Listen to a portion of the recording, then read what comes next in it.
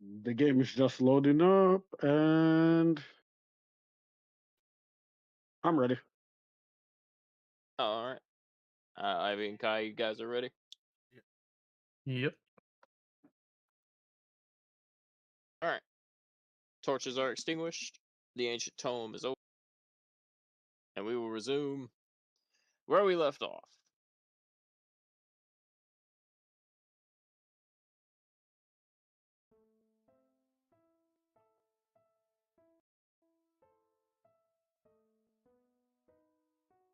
All right. When we last left off, you were cut loose in Jack's maddening mansion, where you all chose to split up, a little bit of division amongst the class, not really any unity amongst this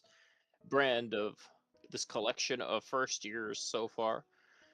And three of you who fell through the entrance or fell through the floor ended up in the dining room where you were tasked with finding the meal sets in preparation for dinner, setting the table, as it were. Your task to escape the mansion, braving your fears and the trials, the haunting depths of the back of your minds, memories lost and forgotten, things faded and resurfacing. And you, here in this mix of reality and fantasy, you have collected two meal sets. Zip mage handing the one on the third floor, guarded by the pontiff and his band of knights off of the altar table. Zip noticing it stood out amongst everything else as something a little bit more unique. No other items quite like it. And we had concluded with Zip being attacked by the mysterious masked woman, the tall lady, adorned in lavender and gold. But as Rufus and Ashwana busted in through the door to help him, the visage was gone. Fragmentations of the mind here to torture you. Perhaps to make you remember things you had forgotten, or to simply scare you. Some of you have already taken damage from these visages of the past. And some of you have scarcely experienced anything at all. But that is all going to come to a head today, as everyone must ultimately face what lurks behind the doors of the mansion. As you all begin your exploration deeper in the conclusion. All right, Rufus, you were attempting to take a bath. You had picked up the kettle of infinite baths, and you were going to attempt to start a bath and gain the benefits of a long rest. Well, Uh-oh. as you fill the bathtub and you attempt to dip a toe into the water, you seem to have forgotten the enchantment placed on you by the headmaster for your little outing and breaking the rules. For as soon as you touch a toe into the water, you are repulsed and slip backwards as if a puddle of water was on the floor, and you land right on your ass. Because you cannot gain the benefits of a long rest until the end of the day, and all of your lessons are completed. And you can almost hear the words of the headmaster in the back of your mind as if he is directly speaking to you.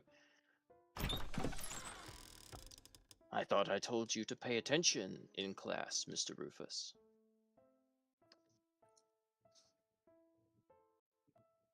I'll get up and put my clothes back on, sadly, and shake my head. Forgot. All right. I assume this kettle won't come with me, but you know what? I'll try. And I'll pick it up and put it in my bag. All right. Carry on.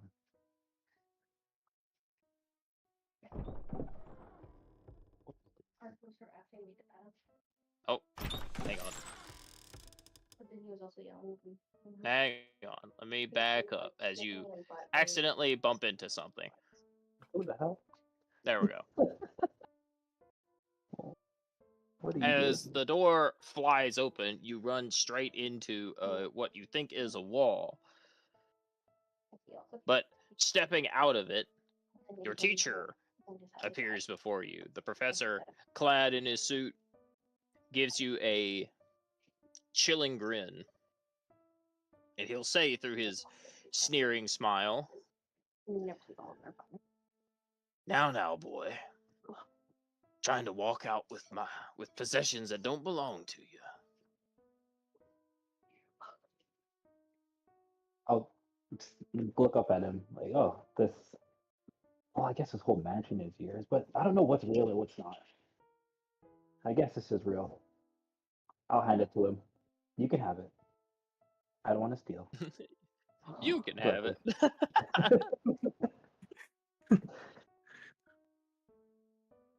As soon as he touches it, it will appear back on to the side tray where it was.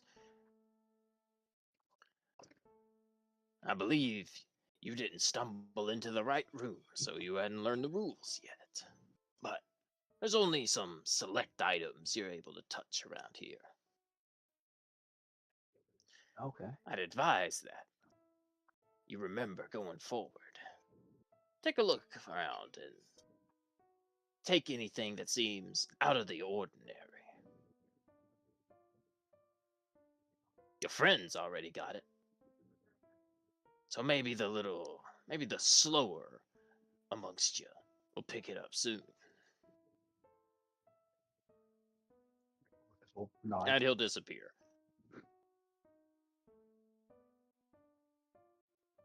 Bye, Professor. Because Zip having already taken one of the objects and currently in possession to it. Zip, you feel a little warmth coming from the dinner set. Almost as if it is complimenting your forethought and your ability to kind of think outside the box and take the correct objects when presented.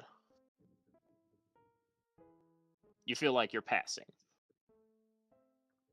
Okay. And obviously for Dandelion and R, who actually received the quest in the dining room, you two feel the same. Well, I feel vindicated somehow.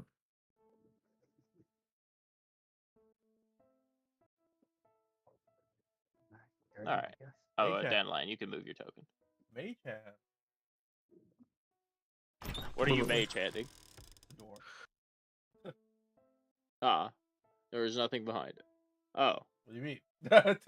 I'm looking Oh. at it. no. Hang on. Hang on, you're pretty far away. It actually, let's see. You're like 55 feet away. It might not see you. Here, Zip, as you open the door, roll stealth. I'm peeking the corner. All right. Oh. Okay, like... Alright. I'm not giving you advantage. Roll stealth.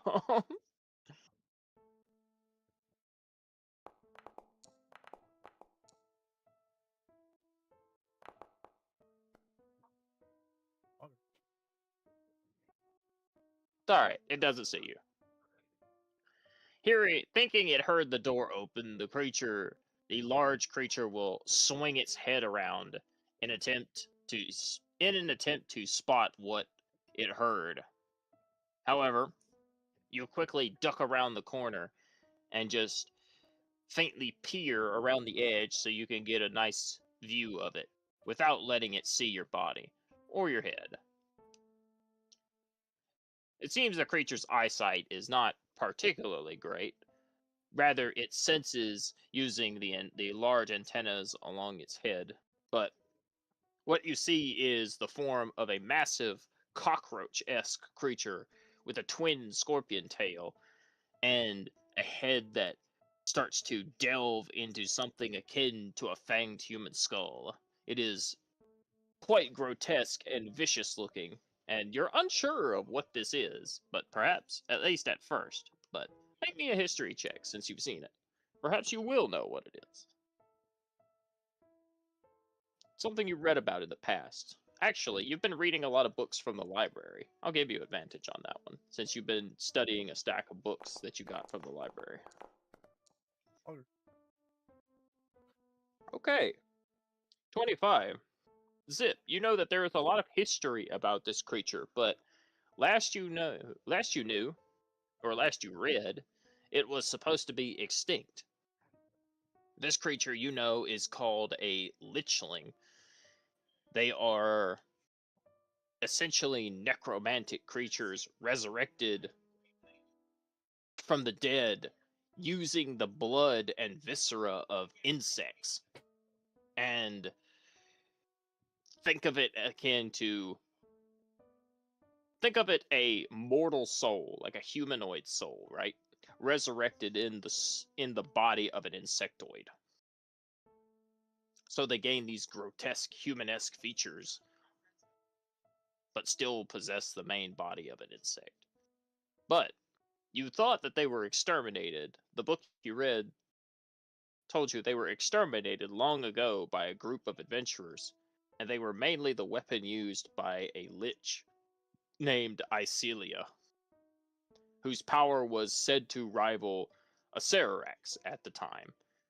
For she is only one of the she is another one of the very few liches who became a demi-lich, who lived long enough to surpass the need for a physical form.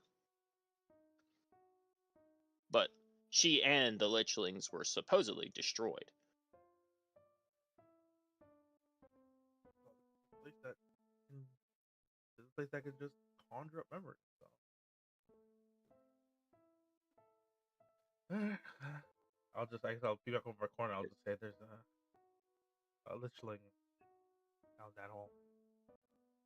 Well, it was. Rufus, you don't know what that is. I explain. It was. It just moved. Alright. It just moved. The active update, like. Understood. Well, I'm not sure how much of this floor you saw, but I explored most of the bottom, and there's sets of stairs down, and I'll point the direction that I came from if we want to try going up or down. All right. Well, while they're walking, R and I'll move R because I know he's on tablet. But Dandelion, you'll see Madeline and R walk ahead of you towards the door.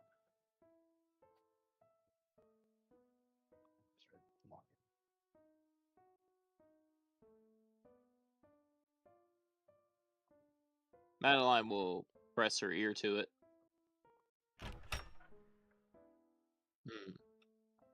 Oh, you know, and I'm hearing doors open. But as she presses her ear to the door, oh, y'all are just back in the lobby. Yeah, I was just walk towards the stairs, and then we can wait there before deciding where to go after. Oh, just Oh, just keep coming down. Hang on, where did Oh. Oh, here she is. Hang on, let me catch Hannah up.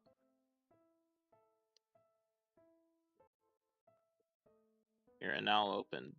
Madeline will press her. Let me finish with Dandelion and R right quick, because something's about to happen down there. Dandelion, you'll watch Madeline press her ear to the door, and she'll say, sounds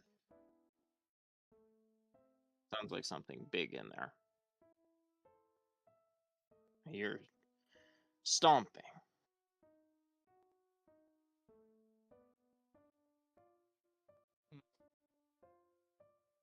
Well, we should approach with caution.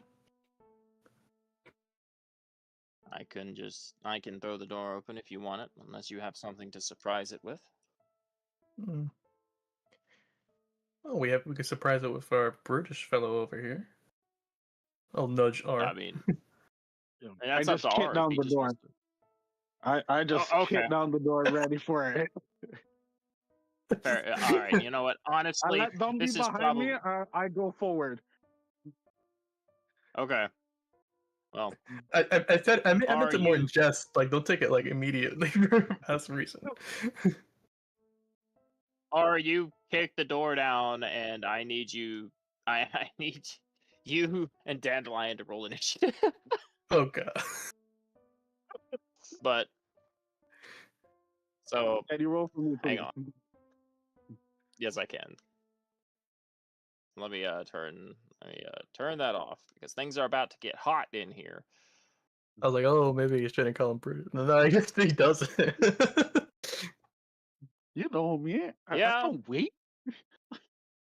Uh, I'm the one who I threw a can't roll hole yet. in. Damn, that one. Oh, their ass. True.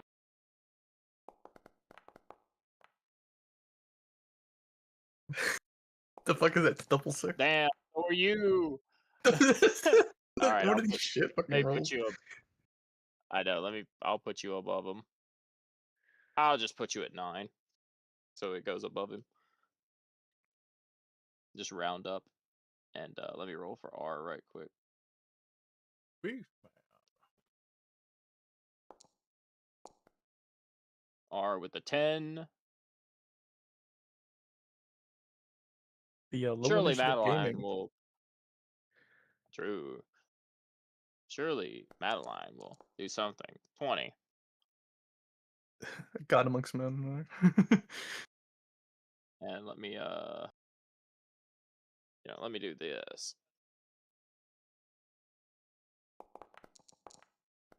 Damn. Let me move Dandelion up again. R and Dandelion, which one of you wants to go first? You can Do go we first actually have down a, the line. I don't know how we have a choice here. Because the Beast Man. Unless I'm reading things wrong. Like I rolled 8, R rolled 10, and then Agile Beast is 9, right? Yeah. Yeah, I'll move you back down. Yeah. I was trying to figure out how I can like I'll take 10 if you want above to the give me Beast 10. Man. Smile. No. I'll just put you before the Beast Man. I had just used you as 9 for a placeholder. I forgot. I messed up there. But I don't think I can set you above the Beast Man. So you'll just go before him. I'll just have to move the initiative to you and then back up. Alright. Anyway. Back down here. We're going to kind of narrate things like this. So, Zip. Ashwana would be following Rufus, so she'd probably be about right here. So, Zip, as you and Hannah enter the hallway, this Redfeld incanter will turn around, hearing the sound of footsteps, having somewhat befriended Rufus. Oh, these guys, they're gone. They went downstairs, so. Yeah, having well, not really befriended Rufus, but pacified him by him more or less. Their demeanor will immediately shift upon seeing Zip.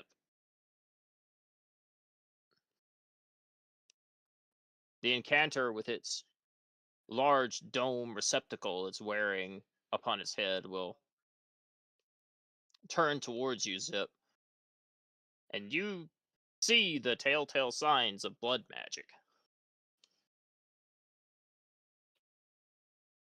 It will lift a crooked finger, and it will point past you towards Hannah, who would be standing behind you. The defier, the coward, the fled. She has returned at last. We're with those guys that just passed by. You pass by. No, I said we're those guys that just pass by. I point off. Oh. Like, They'll turn to the monks will kind of step a bit closer. I peek the corner. What the? You have help. That is the woman we are searching for. Help us apprehend her. It is time she return and take her place. They'll look at you expectantly, Rufus. Rufus will just sigh. Oh, I had to do this. Not again. And then I was gonna ask, are you sure that's just one of my classmates? She does not match the description of who you explained before. That they the monk will look confused as he gave you the exact description of her. Okay, like Med's trying to. How hard are you trying to gaslight? Enough that I don't have to fight them. Okay, you know what? I will let you do it for the sake of. Honestly, the idea is kind of funny. I will let you do persuasion at disadvantage. Actually, no. You're lying. This is deception. Deception at disadvantage. Where's my deception? They are the same. Hope and cope. Oh, Oh my god. Oh my god. Mhm. They'll turn and look back. The the red-felled encanter, perhaps a little bit confused. Their headpiece does cover the entirety of their head, so much so that you don't even know where their head starts. She does look a bit haggard. She has more scars than the woman we are looking for. And Hannah will move behind you, try to like make herself look small.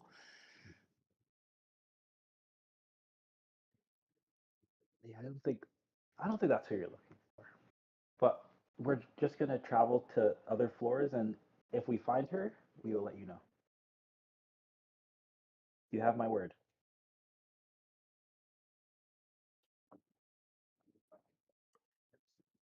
Farewell.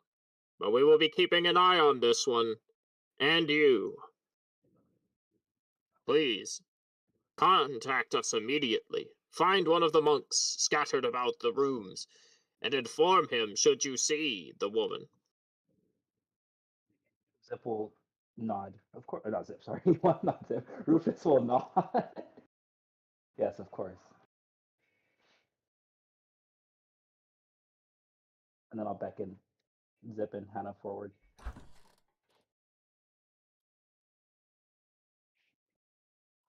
You'll see in a manner much like you, a very familiar act, probably, even though you don't wear robes like this. She will like pull her robes tauter and like bury her head in her hood, like covering herself as much as possible. Probably a bit relatable to someone like you.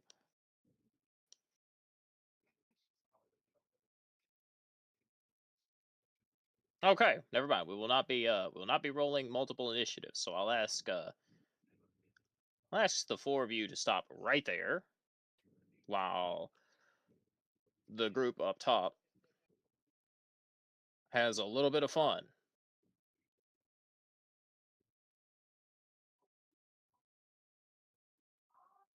All right.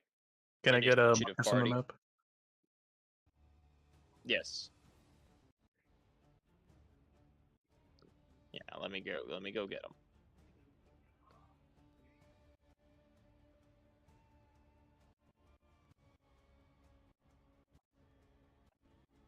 Behold, there he is. Oh, All right. And let me begin initiative. All right. Madeline will take a peek through the door to see what are alerted, and she will give a nervous chuckle upon the spotting of a adult lichling, and several beastmen.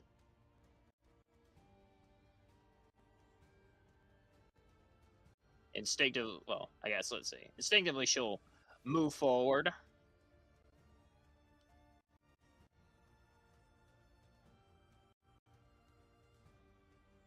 And she will draw her rapier, and she would strike this beastman with it.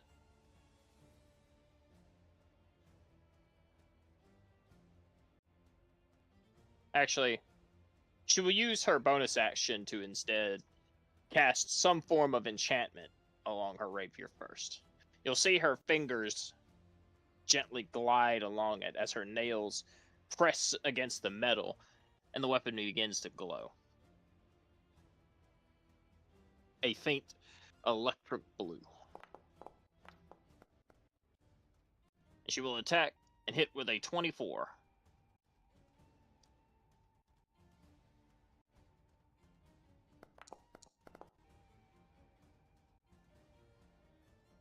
She'll stab the beastman for 10 damage and attack a second time.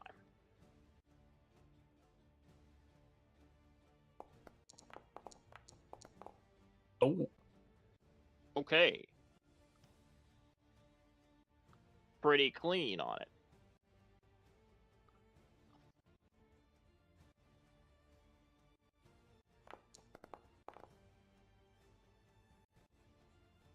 And with a 13, she will pierce the beastman right through the chest, pulling the rapier free and doing 2 rapid stabs forward.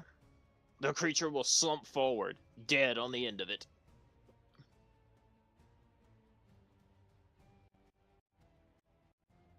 She will kick it through the floor, and his corpse will vanish as if it wasn't there.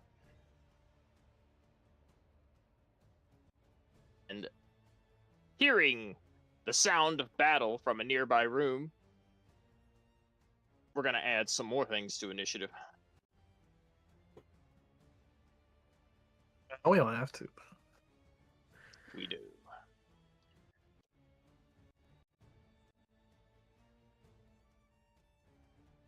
We do.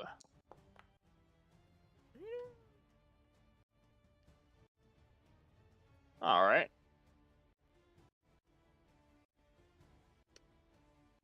R, it is your turn, sir.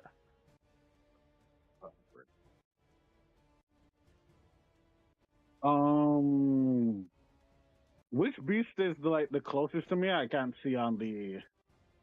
I don't see I'll the move you. tokens. Oh, okay. There you go. One. Let's see. Should I roll or should I? You have just enough movement if you want to attack the one that's directly in front of you. Yeah, I will attack the one directly in front of me with my axe. I use Divine Smite on it, and also possibly topple to be on top of it. Okay, he's just going crazy. I ain't got time for this. Can I take a peek in the room, Mr. DM? Sure. All right. Okay. All right, R, that hits. That's a 19. I'm going to roll your damage and your smite. Okay, top. Do you want a divine smite at level 1 or 2? I'll do 1. All right. Also topple. Yep. And Topple. It's true. top. Oh yeah, I said topple. Oh, I did. Yeah, he already said it. I have to actually roll the thing because I don't have a hotkey for it. It's weird Foundry doesn't already have that built in by now.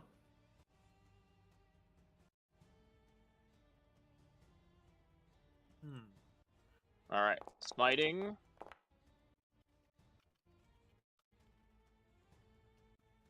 For 10.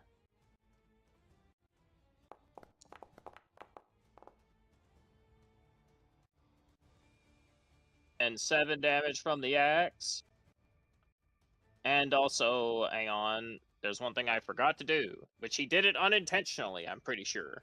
The Lichling isn't undead, so that's another D8 on top of it. Yo! So 16, 23.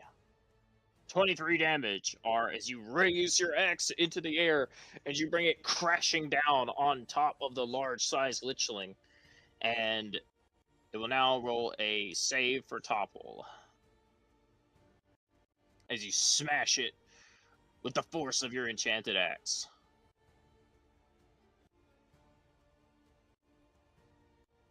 Let me find...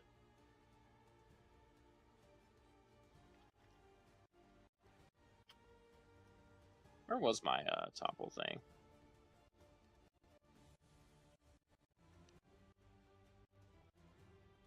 Oh, not there. Either way, let me make a strength save for it.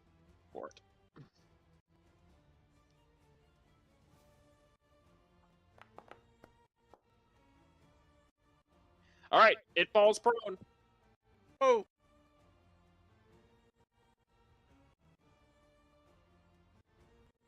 Okay, R, it is prone. You have advantage on your next attack. Perfect. Can I do anything else right now, or is my turn pretty much done? You can attack again. One thing I'm just seeing for myself, do I know that these are all like illusions or anything like that, or no? Well, all of you have kind of realized you're under the effects of some kind of powerful enchantment. A mix of magical concoctions brought together to put these illusions upon you. So,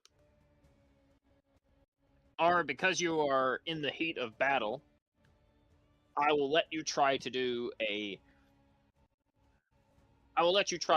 saving throw to gain peace of mind. But it has to be an intelligence save. Would that take me away from doing another attack? No. That would just make the next attack from the illusions that would hit you. It would not affect you. I'll do it. Okay. Make me an intelligence save. Thank you. There, I forgot I have to do it. There you go. I always forget. No problem. Aye.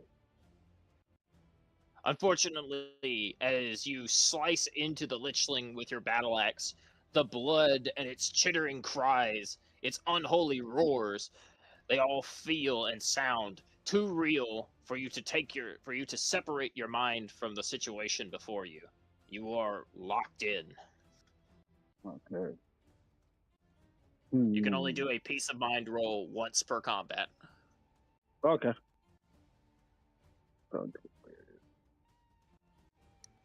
Because I'm on top of it, is it possible to...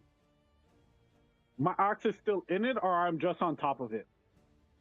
It is fallen prone, so you're not really on top of it, but you hit it so hard it fell to the ground on its back. Let me see.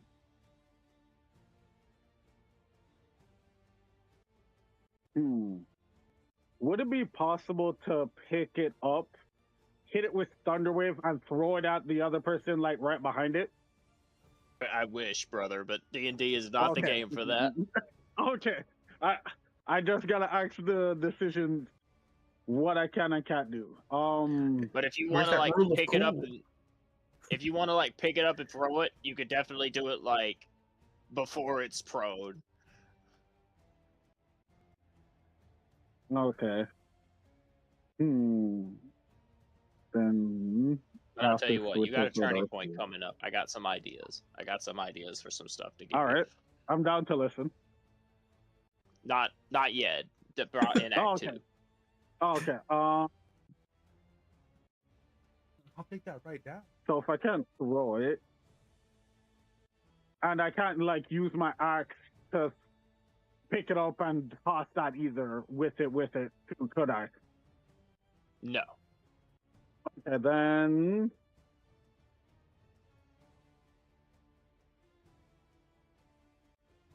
I'll just use my axe again and use Thunderwave on it. Thunderwave is a spell. You can't cast a spell after Okay. you've attacked. Oh, then I'll just hit it as hard as I can with my axe again. Alright. There you go.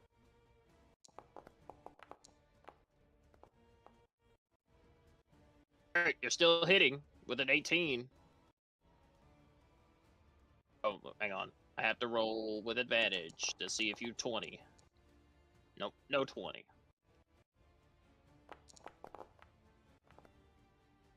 But you do roll max damage on your axe, and you hit it with a 13.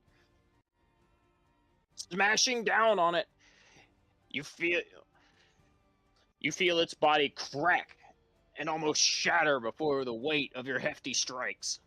It doesn't die, but it is severely injured as you smash into it and smash, giving it no quarter. It might be an illusion or a trick of the mind, but you hit it with all of the power that you would use on a real foe, and it crumples under your might.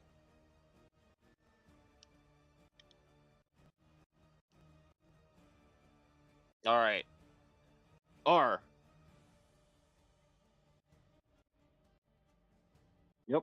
Coming from around the corner, you see these guys. Well, you already see one, but another one comes from around the corner, and you think you recognize their forms.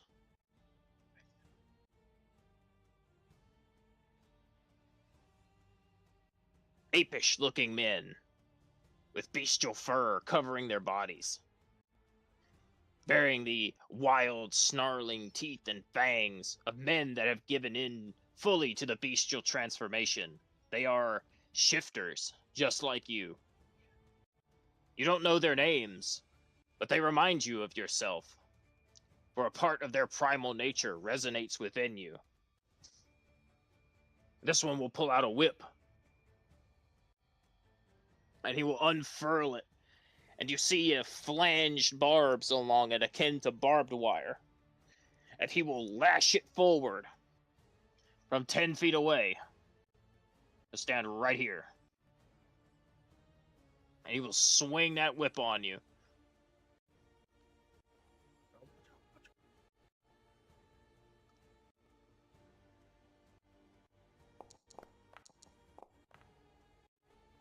And he will miss. It will crack near you. But thankfully, you managed to raise your shield up, causing the whip's barbs to smash against your sturdy blockade. However, this one will not do such a thing. Since the Lichling is large-sized, it will unfurl its whip and it will go around it. It will throw the whip out in an attempt to snare your arm. Make me a strength save.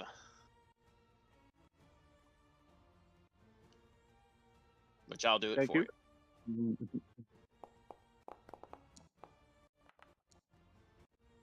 24. You are too strong. You don't care.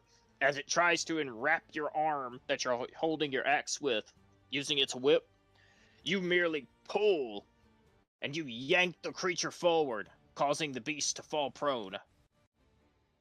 Literally yanking him off of his feet with the overpowering force of your strength.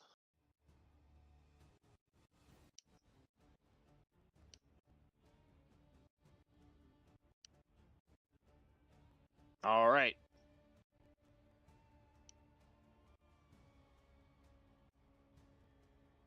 These guys are going to use their bonus action to dash. Dandelion, since you're standing out there, you see this door from behind them fly open. And a creature step through it. Well, not really stepping, more so almost hovering just above the ground with cockroach-like wings. And I will blow this up so you can see it. No, not the palmetto. And Dandelion, as a usher for the dead, literally a shepherd for the afterlife, you feel a revulsion to these creatures. And you almost instinctively know them. And echoing deep in the back of your mind, even though you've never seen them, your connection with the spirit world and the afterlife and the damned souls ushered forward into the beyond. You can feel the undead nature of the lichlings, and you know them as such. So you know that they are lichlings because you have such a deep connection to the afterlife. Creatures that have been brought back to this plane and used the corpses of insects and viscera and blood to resurrect them into a disgusting bug-like form.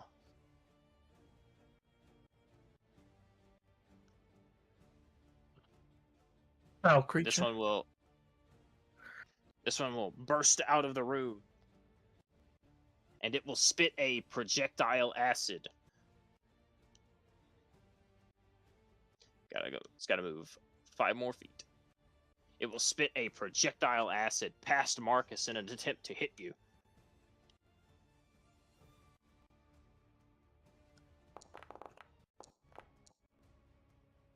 And it will miss. Damn, everything's rolling so terribly. Oh, it will buzz up here. I forgot to lock these guys to the fucking thing, so their tokens are going to be spinning all over the place. This one will use its bonus action to dash. It's fitting And for a it will Kaka. come out and... Oh, yeah, I guess so. And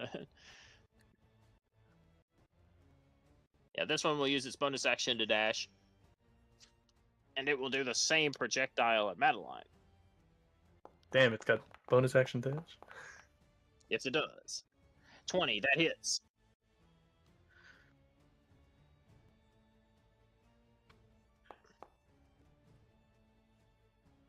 She takes 9 damage and is blinded as the projectile acid spews upon her head from behind, soaking her hair and getting into her eyes.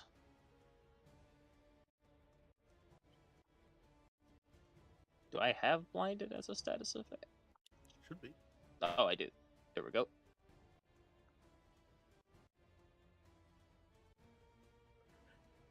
The last one will bonus action dash.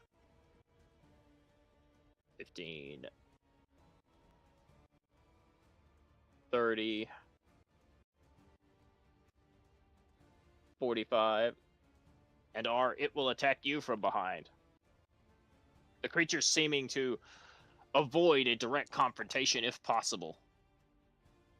16, I think that misses. I think with his shield. Yeah, he's got 18 with his shield. You feel something splash your back. Some sort of black, disgusting fluid. It has a almost corrosive smell to it. But it just misses your head, instead hitting the fur pelt you wear over your armor.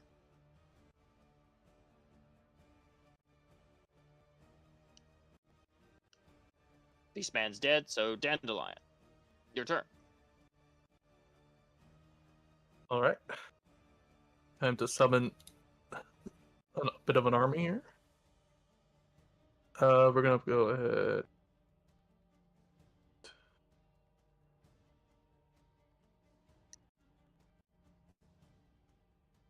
Okay. He's filling up the entire chat with a text box. Yes, yes. Putting down Fuming Ram. Okay.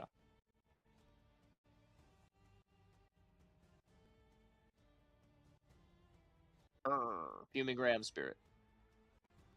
There it is. I don't know why he's upside down. There he goes. Yeah, I just gotta log in real quick. Okay. Alright, he's all good. As soon as I flip him back over again, he's good. Alright.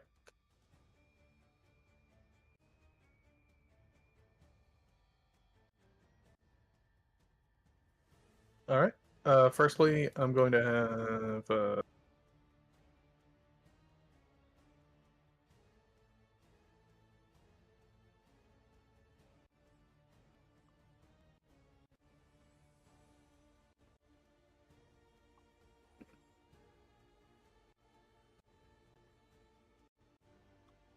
Something in the way. well, I was trying to remember if Marcus actually had a face step at this point or not. It should be in his token, right? Yeah, it says Yeah, he 0, does. but I can't. Oh yeah, you've long rested, so I guess I don't know. I guess it doesn't restore Marcus's stuff unless he rests too, which is weird. He needs to sleep too. He's a steed. All right, we're gonna face step, and we're gonna go right in between. I want to say if we get into the. 1 second, I can't see through Marcus. I have to move over here for a second.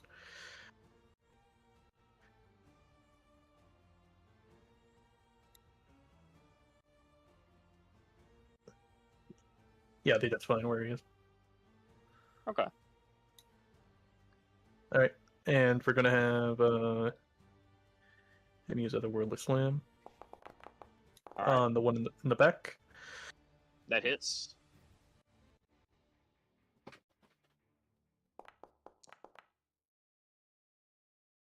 Eight. All right. 8 damage.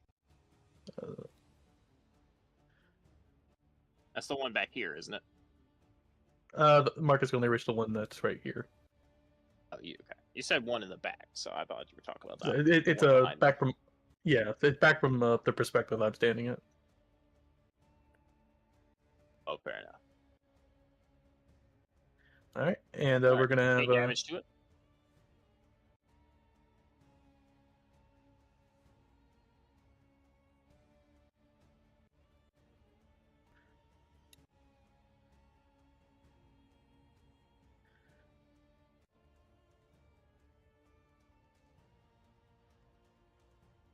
and we're going to fuming face step.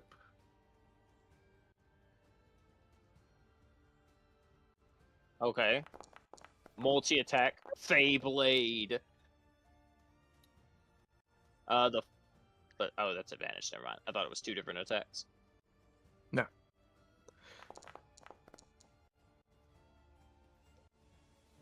Attacking the same one or a different one? The one right here.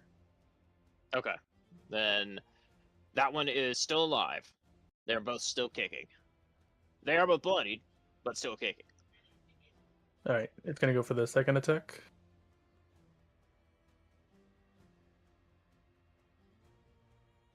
Yeah, let me just double check real quick.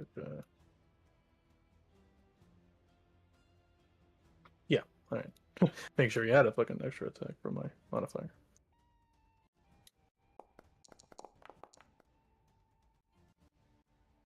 Alright. That hits. Ooh. This one is dead. As the Fey Blades... Oh, I guess it's not really Fey Blades, but... As the Fuming Ram charges forward, it gives it a fierce horning before stepping back and ramming its horns right through the Lichling's chest, goring it, throwing its body on the ground.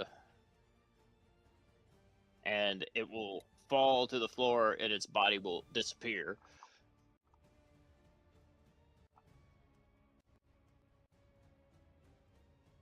And it'll just move right there. Alright.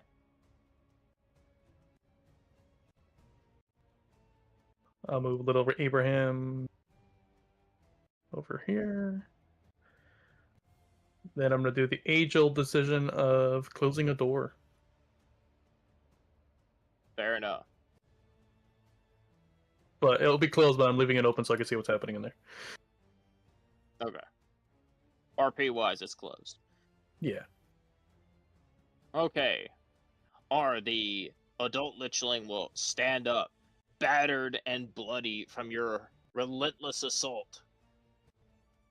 But seeing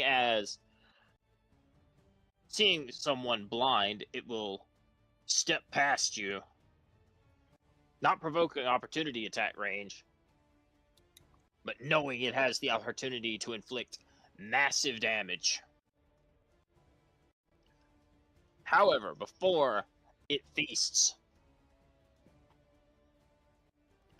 it will attempt to hit you with a swiping claw.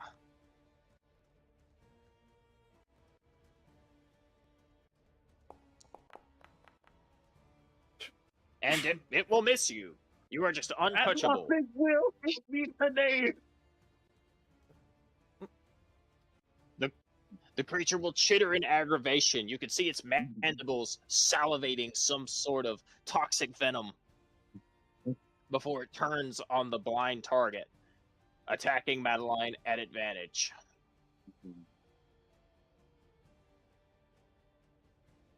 And it will use its mandible attack.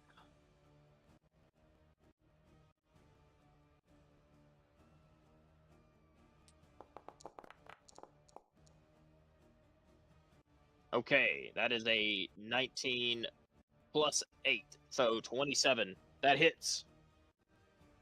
Its mandibles will cut deep as it does 2d6 piercing damage, plus a d4 poison damage.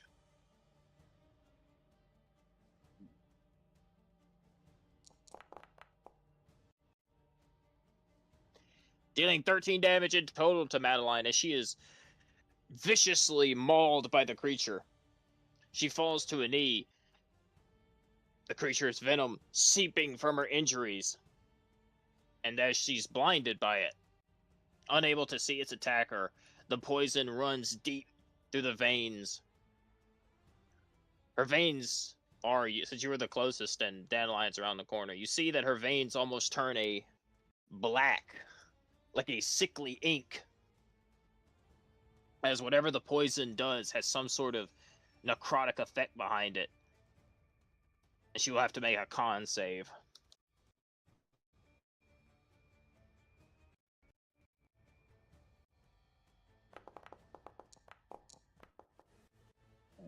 And that's a fail.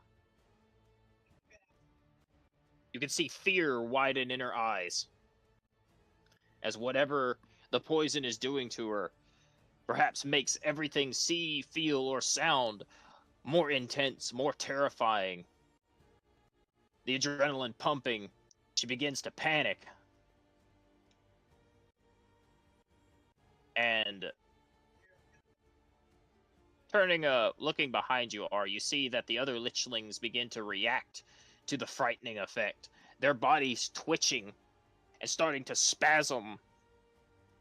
You can see cracks in their chitinous form start to run down their bodies as their carapaces begin to break open and something starting to emerge from inside the creatures. You can't tell if they are mutating or evolving. These guys back here. Yep. I'm going to set them to...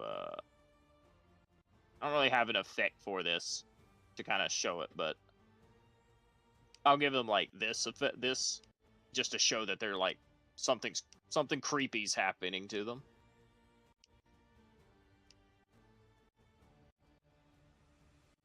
They're not actually hiding, but something is emerging from inside them, almost like they're whatever skeleton they have on the inside is beginning to break out of their fragile form. You have a feeling if they don't die, something catastrophic is about to happen. Madeline is frightened and has nowhere to go.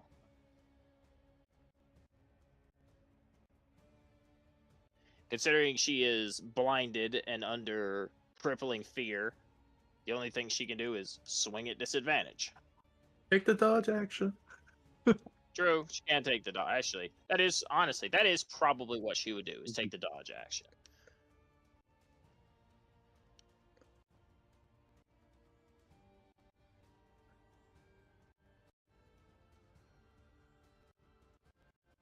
And as she ends her turn, the blindness will wear off. Alright, Ara, it is your turn. Okay.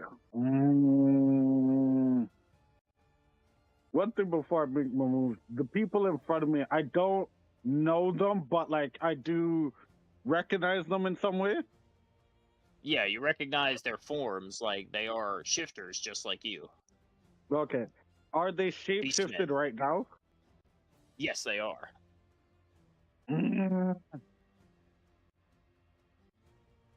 But one of them is on the ground prone because he failed his whip grapple on you.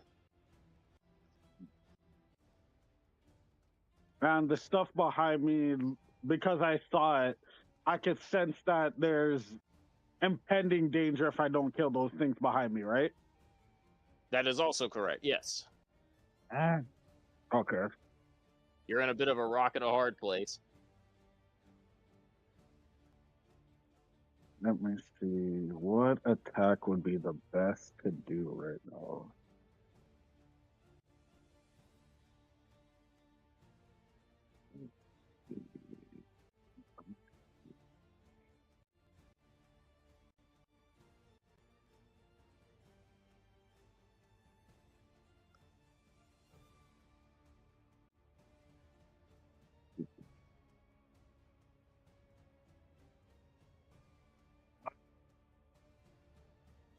I look at the creatures in front of me, even though I really want to do stuff with them, because I know they're same like me, and I really want to attack. I know that the stuff behind me are more dangerous.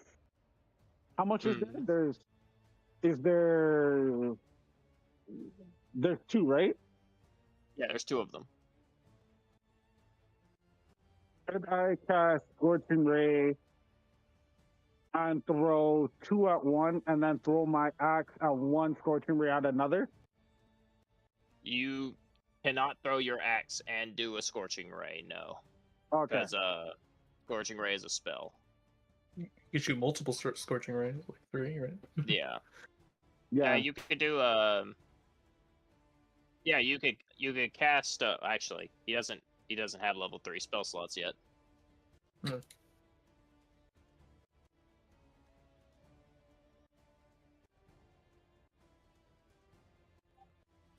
If you had level 3 spell slots, if you were a higher level, you could upcast Scorching Ray and you could shoot 4 lasers instead of 3. But you're not high enough level yet.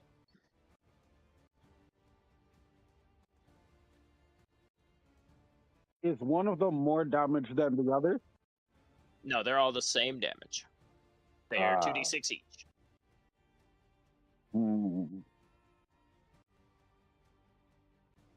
I throw 2 at the one that's furthest and 1 at the one that's closer.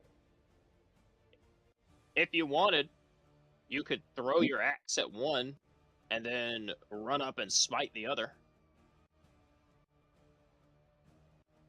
I like that.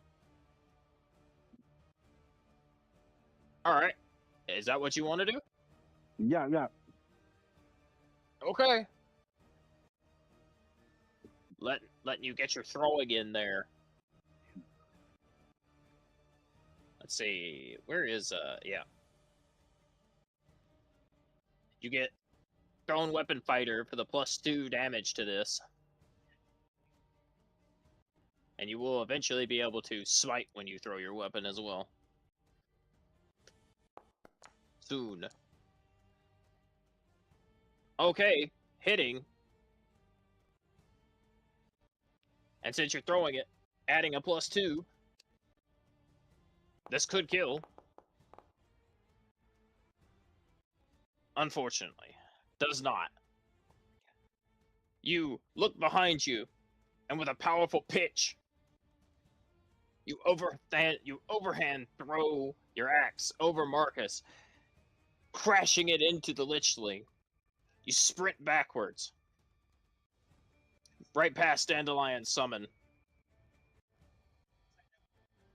You pull your axe from it, and you slam your axe into the second one. And you make another attack.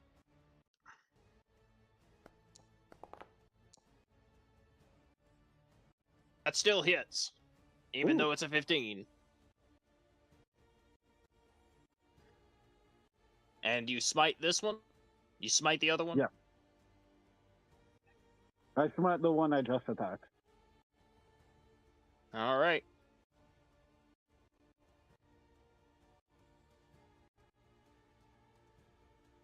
I gotta to bring it up.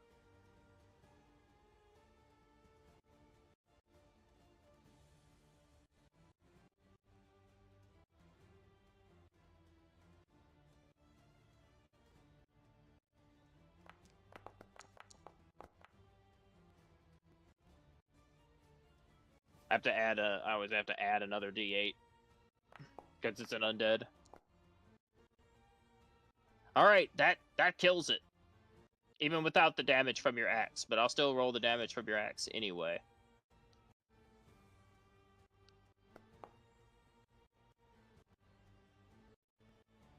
All right, that is a fat total of 29 damage. Or you rush forward, raising your axe into the air. You pull it from the one that you had thrown it into, and with a fierce one-handed overhead swing, you split the one right in front of you down the middle, parting its head and body partially in twain before unleashing a burning radiant smite that obliterates it, casting it back into the depths of wherever it came from as its body disappears upon slumping to the ground. Well played.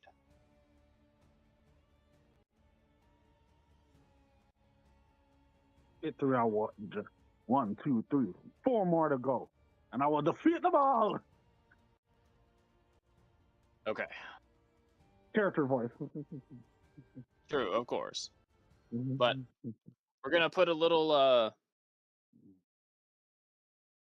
we're gonna put a little pin in that because while this fight is going on, I have something else.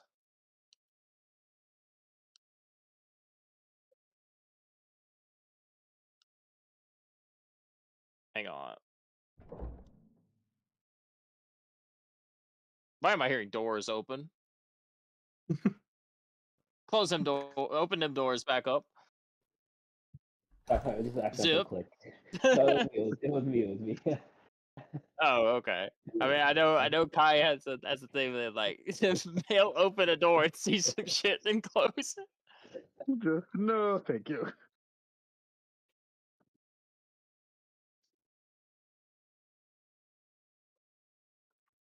All right.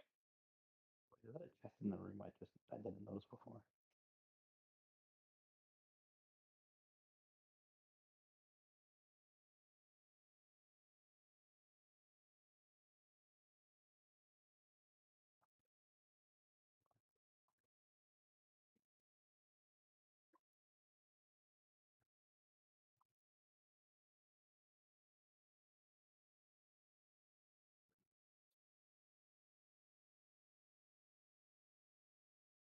I'm getting a song for this.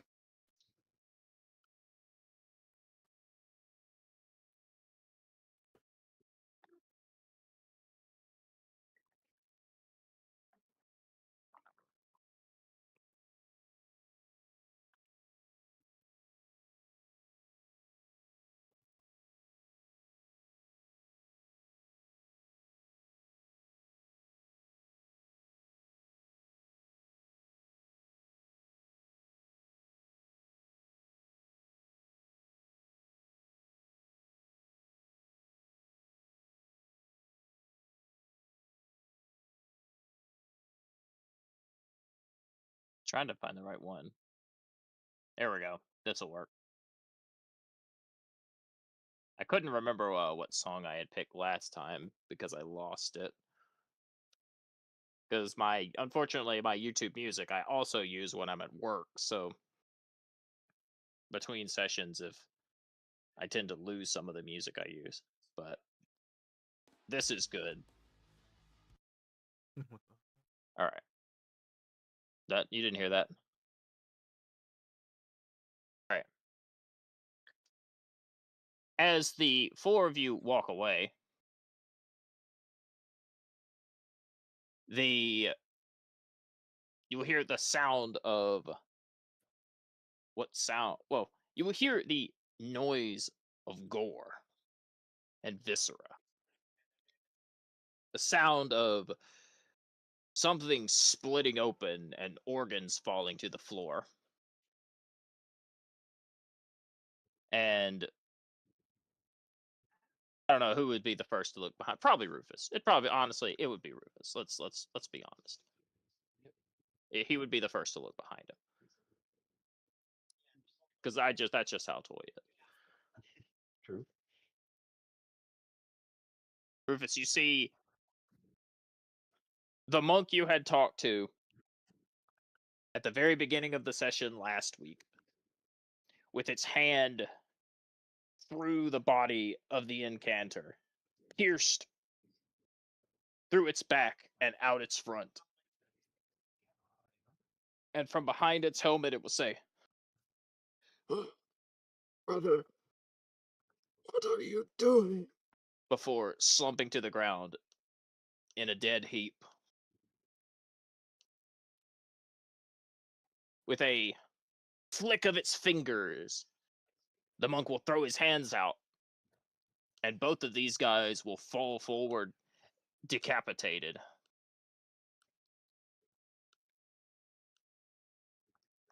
And the monk will say to the four of you,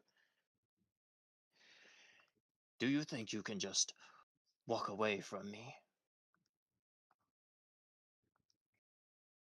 Well, yes, we passed the deception check. Yeah, that was kind of the plan. we Kind of passed an the idea, we passed the deception check.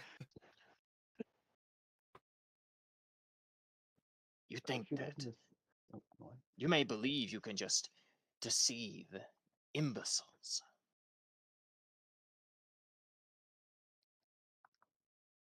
But what if you are dealing with the incarnate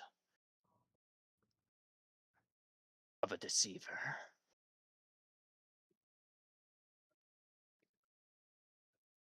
Rufus looked back confused. Weren't you guys on the same side? He'll step on. Hang on, he'll step on the body and step over it. Also, you sound kind of distant, Toy. No, is any better? I'm using different headphones since I'm not at home. But Oh, I got you. That's a little bit better. Hang on, let me turn my TV down a little bit more, just so I can hear you better. The monk will say, "Your blood. I bet it tastes delicious. So sweet, so succulent." And he'll rub his fingers along his lips. "But one of you, so much younger than the rest. So pretty. Won't your face be mine?" wait, I'll glance at Hannah and Ashwana and Zeb. Like, anyone know what this guy's talking about? I think. I believe I have Maybe. not made myself clear. I want you to give me your face. And he will reach up and grip part of his face, and he will start to Oh no! peel it off with his hands. You'll see blood dripping along the floor, as if he's peeling away wrapping paper from a present. The skin will just fold away, revealing a grotesque form buried beneath, wearing the flesh of a human suit.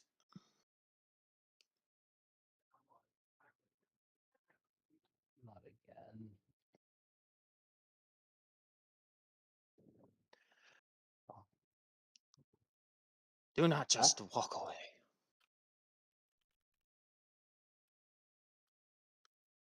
And since your arrival, weird chance.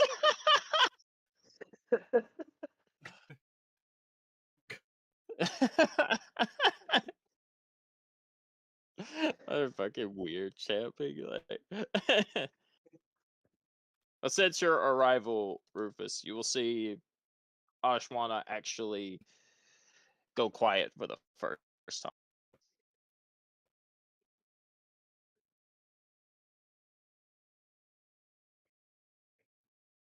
I guess this is your nightmare. She'll stand in a bit of shock, almost distantly, as if she's not hearing what you're saying. And her body will visibly freeze, I'm just gonna. and there's no voice to be found. I'm just gonna sigh, and I'm gonna grab her by the shoulder and pull her back behind me.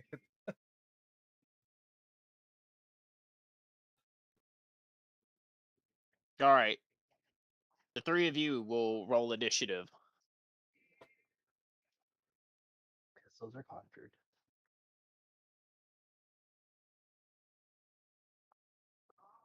I'm Let me still have them. hurt. Same. Oh, that was so close to be a 20. As we're Uh-oh. about to have two combats. Oh, of course, this guy's fast AF. How did he get out? Great that the initiatives just all kind of jumbled together. True. But we're going to continue the initiative from over here now. Now that this has been set up.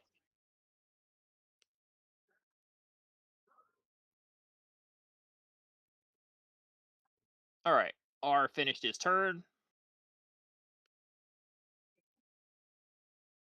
So let me put the thing back on.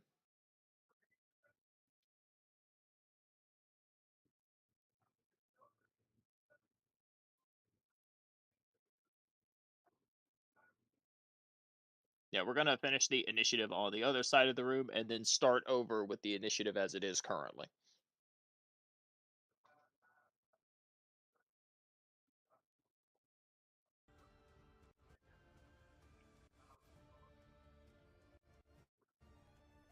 Alright, R. As we left off, the agile beasts will sprint past Madeline, almost as if they don't even realize she's there. You seem to get the sense that they are locked in on you. They are focused on you. Whatever it is about them, they want you, my friend. This one will run here, and actually, he is kind of blockaded here in the hall, so he actually might not be able to do anything because Marcus is in the way. Is Marcus large size, or is he actually medium? I know his token's big, but is he Yeah, he's actually large. large size? Oh, okay. Yeah, I put him Okay, there they to can block. just squeeze. I put him there to kind of block the way. Okay, they can kind of like squeeze right here, but I don't think this guy can like get through. But this guy will stand. Well, this guy was prone, but he'll stand up. This guy won't do anything because he can't.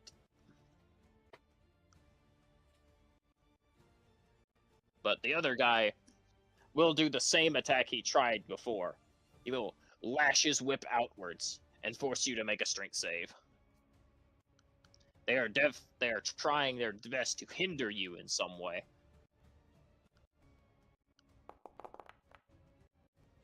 To stop you from swinging your weapon. And that one will fail. Or the Beastman's whip lashes outwards, coiling around your arm, slinging around your wrist, and he gives it a sharp pull. You feel the barbs on it dig into your flesh. And you take a D4 damage. Plus a D4 bleed damage. As you are afflicted with the status effect laceration while you were grappled.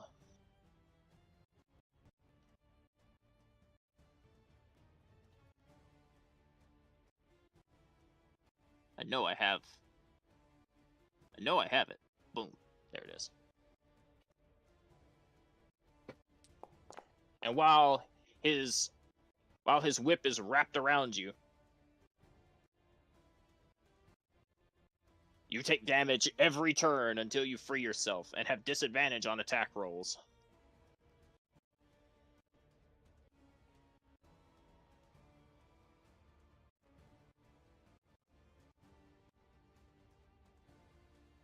But you're not restrained. You just count as grappled.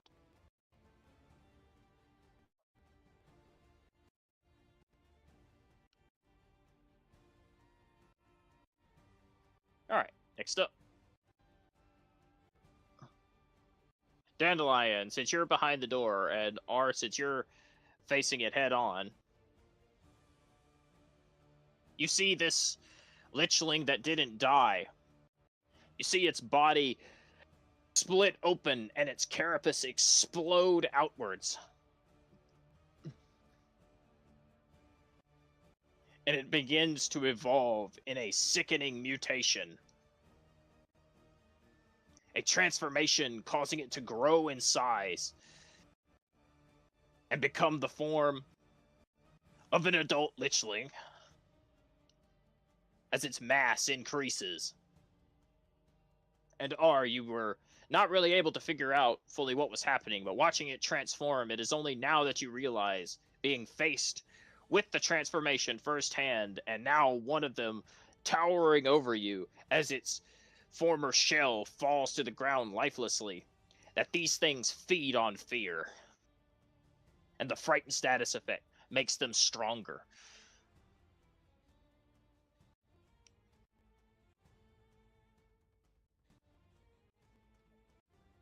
And now that it is the size of an adult, I can remove them from initiative because they are not here anymore. It now counts as an adult. And I'll remove the Beastman as well since he's dead. Dandelion.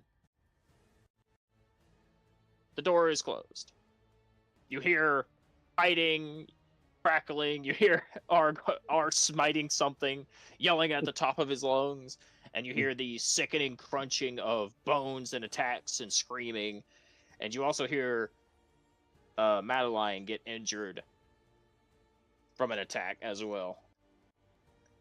I open the door. You throw, you open the door and you lock eyes with a lichling adult. And as it sees you, its demeanor shifts. It lowers its body like a predator on the hunt. And you get the sense that they have some sort of special affinity with you.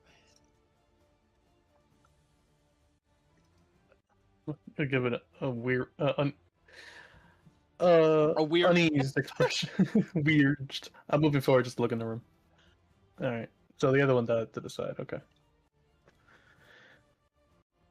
I moved my ram from underneath R because he's stuck there, I think. Yeah. Here, let me move the Beastman. Okay, I got him out. Okay.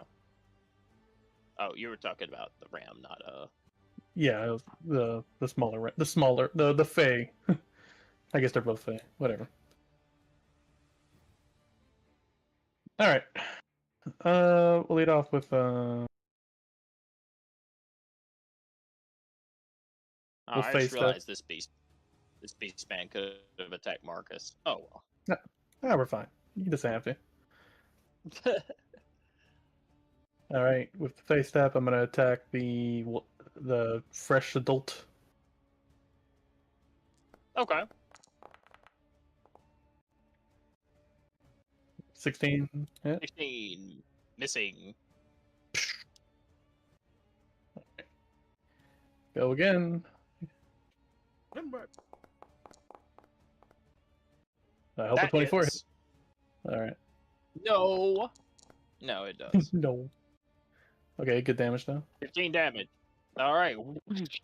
slams its horns into the adult lichling, causing it to fall against the wall. Ah, it's okay. It's still up. Yep, it is perfectly healthy. Healthy. Okay. Yeah, 15 by the damage way, and can Katla. I forgot. Well, I mean, I didn't know if it carried over any health or it just actually just rebirthed entirely. That's for you to find out. Oh, I'm guessing not. Can I make the spell thing that R did first turn? The spell thing? Oh, He yes, did- you can. Yeah, make me an Okay. intelligence. Make me an intelligence save. True. Peace of mind. What's this supposed to do again, or is it just like we don't know yet? It prevents the next instance of damage of an illusion in the mansion, Gotcha. Yeah, I'll do that for the sake of doing it. but you can only do it once per combat. No. All right. Failing. That's fine. I'll just close the door. Marcus will attack. Is that one toppled still? No, it got up. All right. Well, he's still marked toppled, so he's gonna get fucking advantage. No. I'll attack the adult, I guess. This adult is heavily injured and near death. I can't reach him with the summons at least.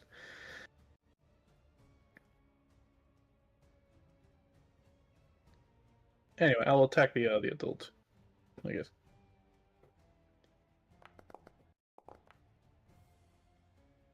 $18 hit? Okay. Yes, it does. Nice. Marcus slams it with its head. Good damage Ooh, again. 10 damage. That is bloody. All right. As Marcus rams the Lichling adult, dealing half of its HP, putting it straight down the middle, causing it again to stumble but not fall.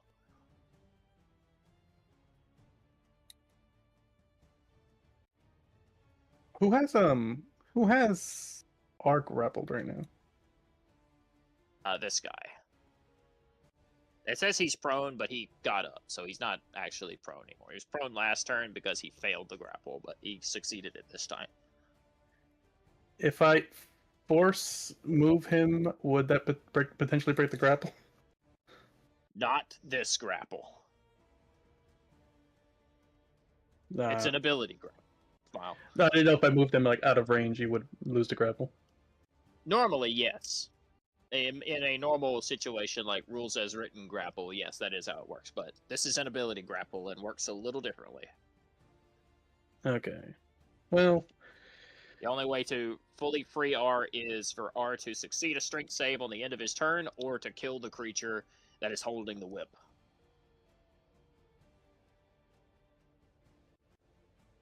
Okay. Well, that sucks a little. Now, if you moved him like fucking 15, 20 feet, yeah, he would lose the grapple. Nah, I only have the ability to move him 5. Yeah, no, that would not if it works. So I'll just throw the flame I produced before. Okay. No, produce flame. I'll just throw it at the adult because why not? 15 hit? No. No. The produce flame strikes against the Lichling adult and just bounces off of its hardened carapace. Its exoskeleton too sturdy.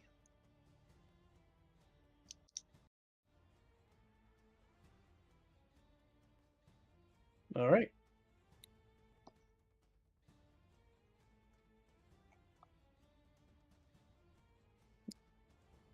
And the door stays closed. Door.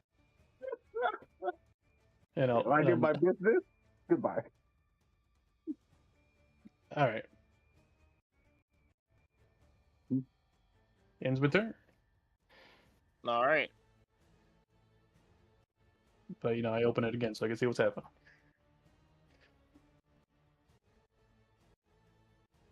All right. As this creature, as this lichling sees you, its antennas will wiggle and shake, and it will communicate with the other one, as if informing it where you are.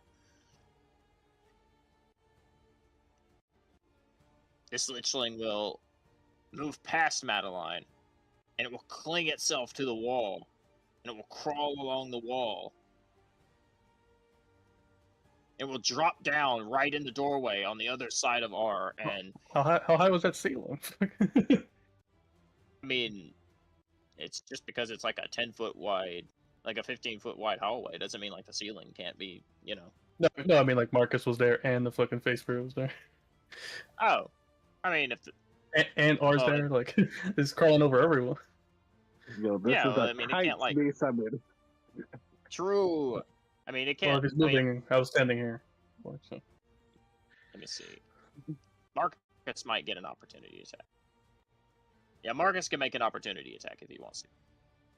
But it's still within 5 feet of the face spirit.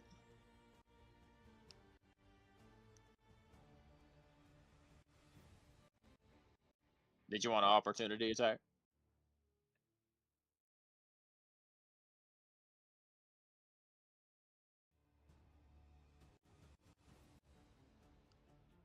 Ivy?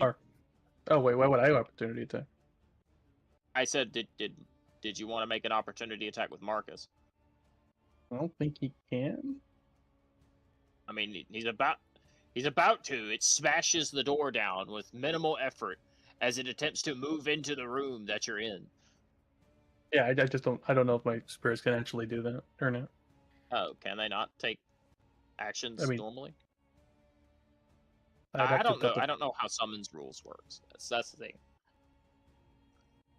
I'm not. I don't. I very rarely ever see or use summons, so I don't know how exactly conjured familiar attacks work.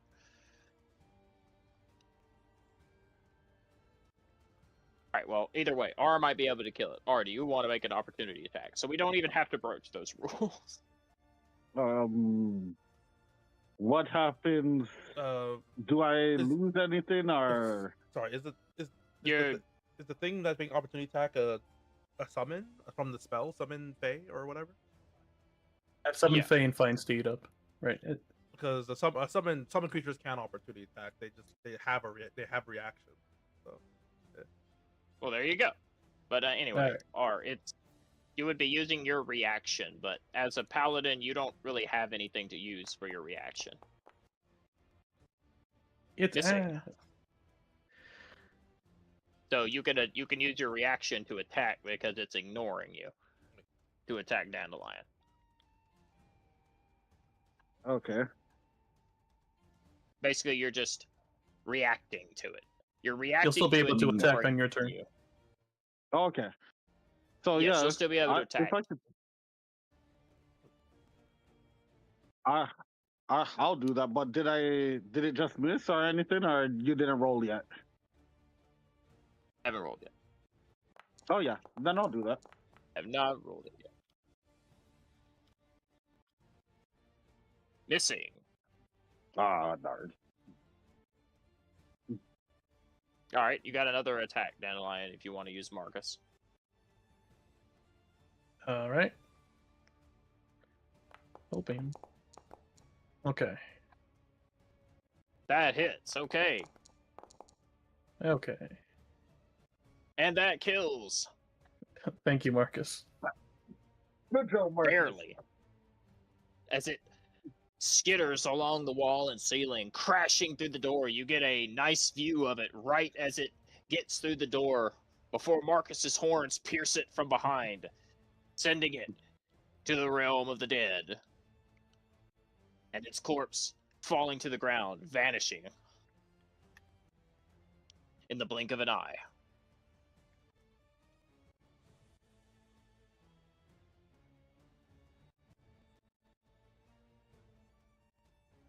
Oh, let me add forgot to add Hannah to the initiative.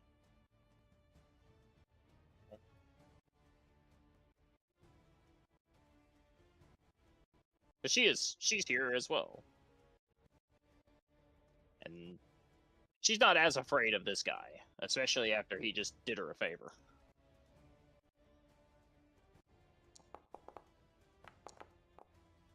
Nice.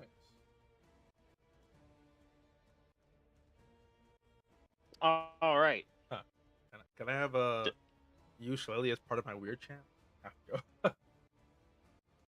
Sure, bro. Do the three? Well, do you and Rufus also want to? Do you and Rufus also want to use your peace of mind? Oh, I mean, sure. Yeah, why not? You get one per combat, and it's an interaction. What kind of save is it? Int save, you said? It's a int. Opium. I prefer some. It's basically just an int check. You got these? Oh, in check or in saving throw? Wait. Well. It's an int save, yeah. Okay. Because that an int save gives you proficiency, but it's basically just an int check with flavor. Even if I gave Hannah her proficiency, if I remember to give her proficiency there, she still would have failed. Actually, she would have passed. It's a 10. So yeah, all three of you pass, which is a good thing too, because as the strange foreign creature looks at the three of you, through its horrific maw, it will utter the words, "I see you intend to stand in my way. Then I will take yours as well. Extra masks for the guys never hurt." And it will step forward. But as it steps, you do not even see it move. The three of you blink, and he is there in front of you. And he makes a single attack.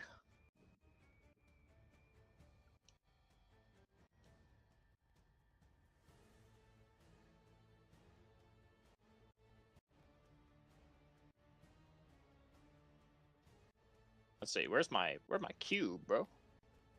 Where's my square? I want a burst template. Damn, that's not it either. I'll have to get down to what like Foundry's templates and stuff like that are, because they're not like map tools, they're a little bit different. But either way, he will throw out his claws, and you will feel the sensation of what's like thin razor blades slicing along your skin. And he's gonna make an attack roll.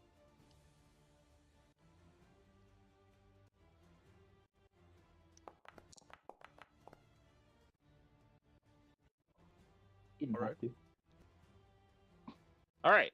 I'm glad all of you rolled peace of mind. Because with the subtle moves of his fingertips, as he makes the pose in front of as he makes the pose on his token, there's subtle glimpses and glints of light that gently caress along your skin. Oh, not this guy. Oh, Yeah. I just realized. Oh, I guess Ivy can't see him. So... I can see the fucking arm. Yeah. I forgot to put his art up. Yeah. Hey, my skin, you got feel that if you feel that had you not been able to deflect the attack, such a strike would have flayed parts of your skin, flesh from bone.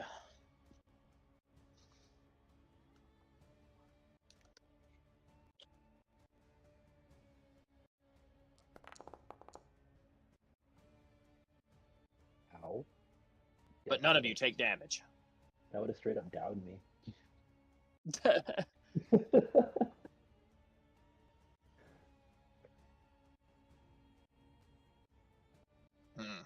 And he will stare at you through the screen.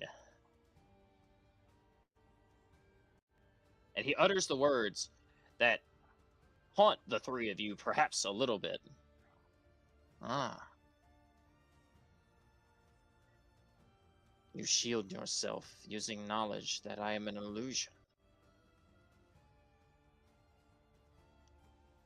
Then allow me to wake your minds up that I am quite real.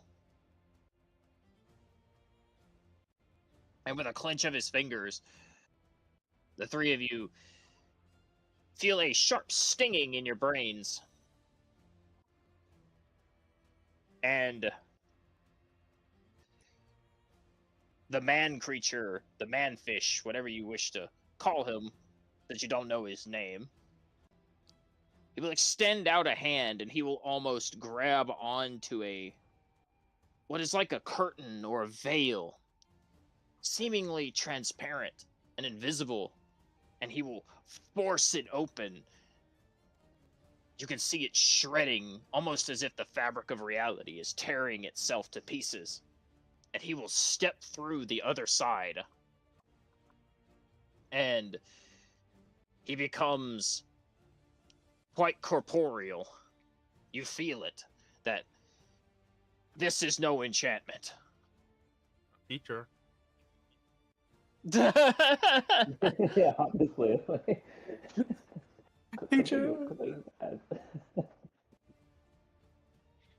As the three of you blocking out his attack made him realize that he was not, or you were being protected by the knowledge that he was an illusion. But if there's one thing it is to fear, it is an illusion that knows it's an illusion.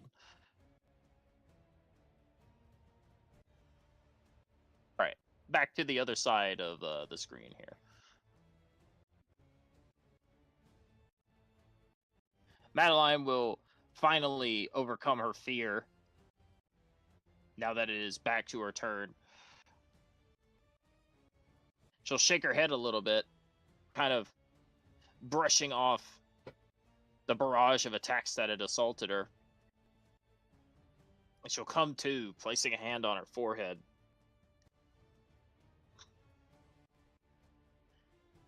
I think I blacked out for a second there.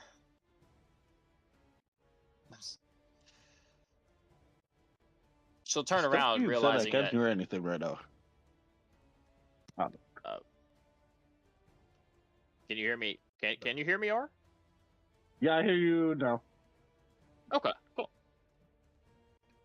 Realizing that there's a battle going on, her body will instinctively tense up, and she'll ready her weapon once more. She will thrust her rapier forward. Attack the beast man that's holding you captive, R.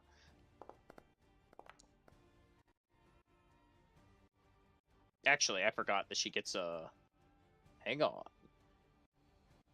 That does hit, but she gets advantage when she's attacking something from behind. Doesn't matter.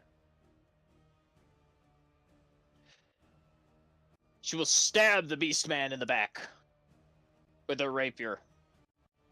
Pulling it free, she will begin to carve a symbol on his body. At the symbol's completion,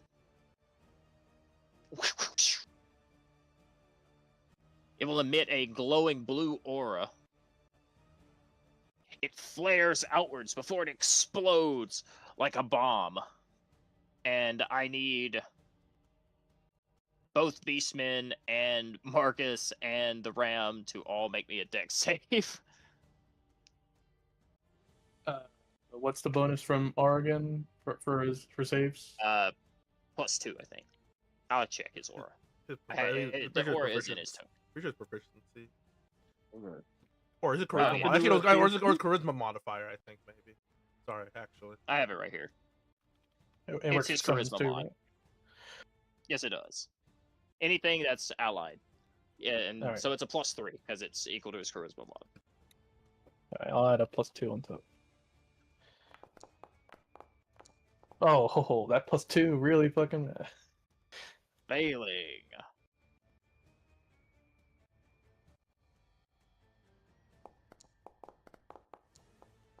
Well,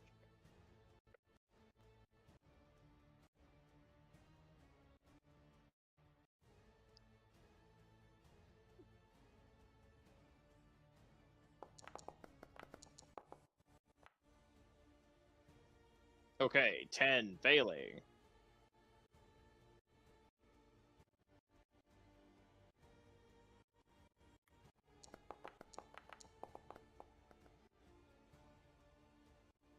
Passing. Also, it didn't give the Beastman the other Beastman his mod, whatever. All right. So this Beastman takes the rapier damage. First Beastman takes the rapier damage, which is a D8.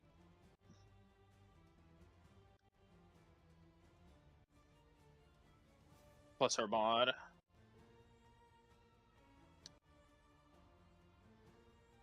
Let's see.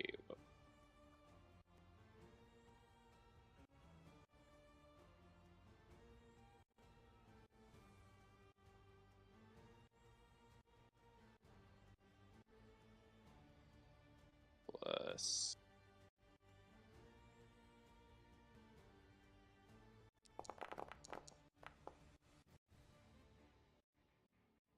Okay. He's dead. And the Ram and Marcus take 10 damage. And the other Beastman takes 5. As the eruption bursts forth, Madeline not able to shield all of those inside of it, but trying to deal as much damage as possible. As the magical eruption flares outwards, but her goal is accomplished as you feel the tethered whip break, and your arm is freed before it gets around to your turn. And she'll step right here.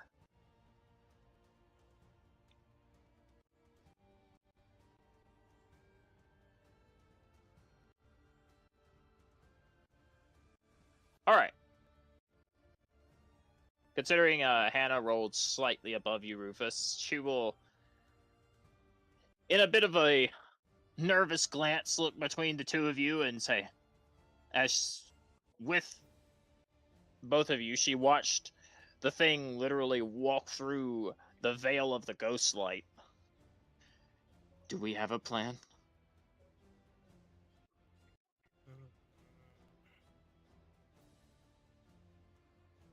I'm sure. I'd like to assume that the teacher is watching over this On his test way. and sees this. He showed up as soon as I What tried if- to take his kettle, so I hope he shows up for this. Bro said, "You try to take a bath? Actual real threat? Oh, mod check? Like what the hell?"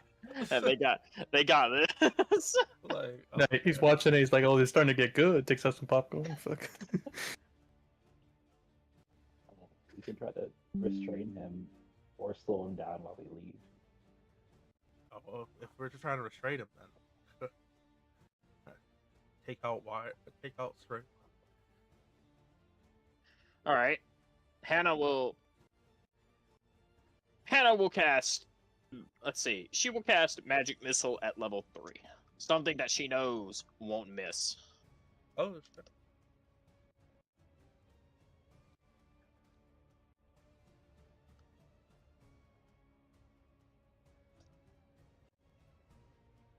I don't have the thing readied up. I keep forgetting I need to actually put her spells in her token. That's something I always forget to do every session, is to actually put the spells that she has in her token.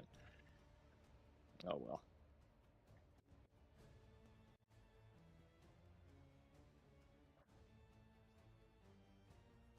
Let me get this right quick.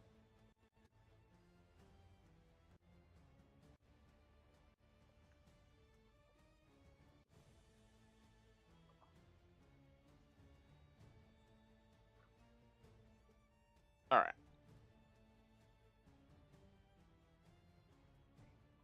Yeah.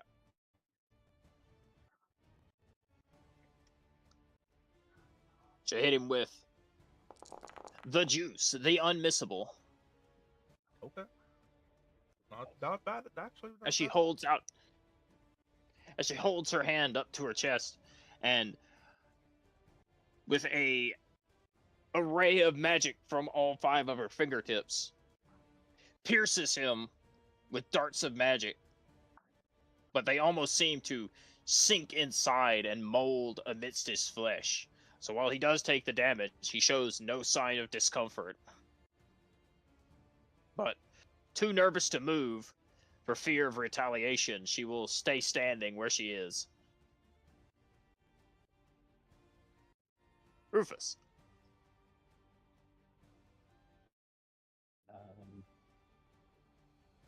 Yeah, he goes first. All right, I'm gonna do Ray.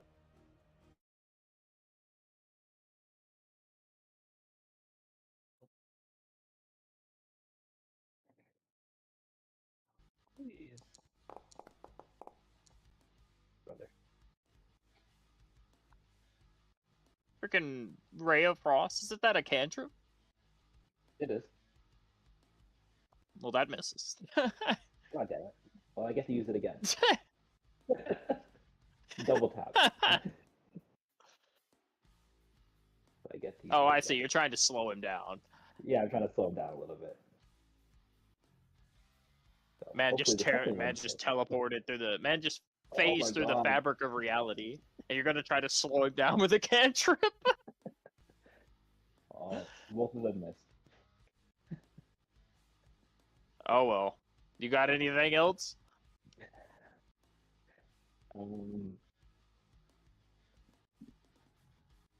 What is it to use an item? Just item interaction? Yeah, it's Or item is it an interaction. action? Like if I want Unless to it pull, pulling something gonna out pull- is an item interaction. If you have to if you're trying to throw it at him or use it like dumping marbles on the ground or something like that, I think that's an action. okay, so I can't just pull a card out of my deck of many things. No, you can. Is it worth pulling it out now? Is the question. Yeah, deck of many things is an item interaction. But I don't know if I want to use it. But that's scary. Oh, what's the worst that can happen? Right. So, Rufus, instead of the normal, well, no, it does work like that. My bad. Let me tell you what to do right quick. Let me turn the music. Let me turn the music off as well, because he's doing the thing. He's doing it.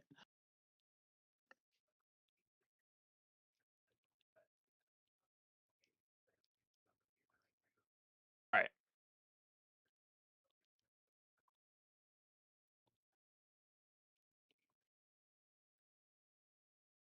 I need you to roll me a d12. Oh no. I know you're like, wait, the deck of many things is not a d12. Have I just been holding onto a troll this whole time? Okay. I got this actually might be a good. Okay. You take out your deck of cards and you draw a card from the top of the deck, turning it over and looking at it, preparing to unleash its effect, like the pharaoh Atem against one of his many foes. Prepared to switch the game you're playing from Dungeons and Dragons to Perfect Draw. Get storm worded out here. You look at the image on the face of the card, and you realize that is a picture depicting a Tarask destroying a small village. Oh my God. No. Not like this. The card's words manifest in the back of your mind. And as you hold card number 11, you summon the idea of a Tarask, which takes hold in the public imagination and eventually drives the surrounding communities to destroy themselves in a frenzy of paranoid anticipation. The Tarask itself never actually shows up. Perhaps it is we who are the real Tarask all along. With a deck of something. And Rufus, it is at this point that you realize you have been given by a Sararak the deck of many Tarrasques. What does that even do? I just told you it's a deck of many Tarrasques. Is that an actual item? No. No, it's a homebrew Okay. item that was made up on a Reddit post. Not very sure. I thought bro identified it and it was the real thing. But... Alright. Oh no, I told him you got what you think is a deck of many things. That was my exact words. That bro didn't identify.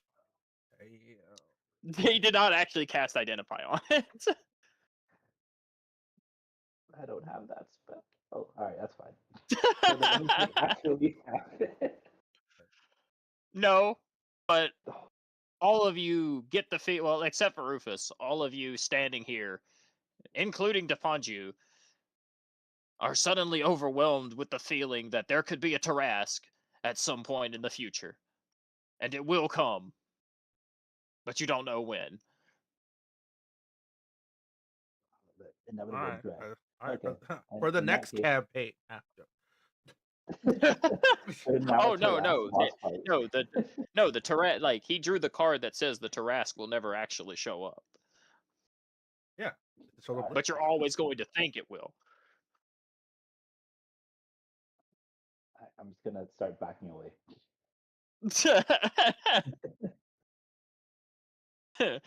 the slow like turn to look at Rufus. What did you do? I missed both my attacks and then drew a useless card. I'm just gonna stand back here. Or I'm gonna stand next to Ashwana and try to like get her attention. All right. Well, you've used your interaction already. Yeah, so it'll be next turn. But I'm just gonna stand beside her for now. And end my turn. Damn, I was hoping you would get one of the ones that made a Tarrasque actually appear in the same room as you. I just haven't done dreaming. All right, back up here.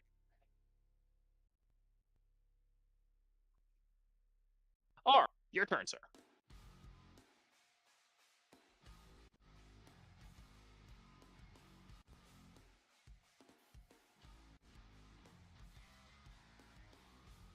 Oh, I gotta take your grapple and your bleed off.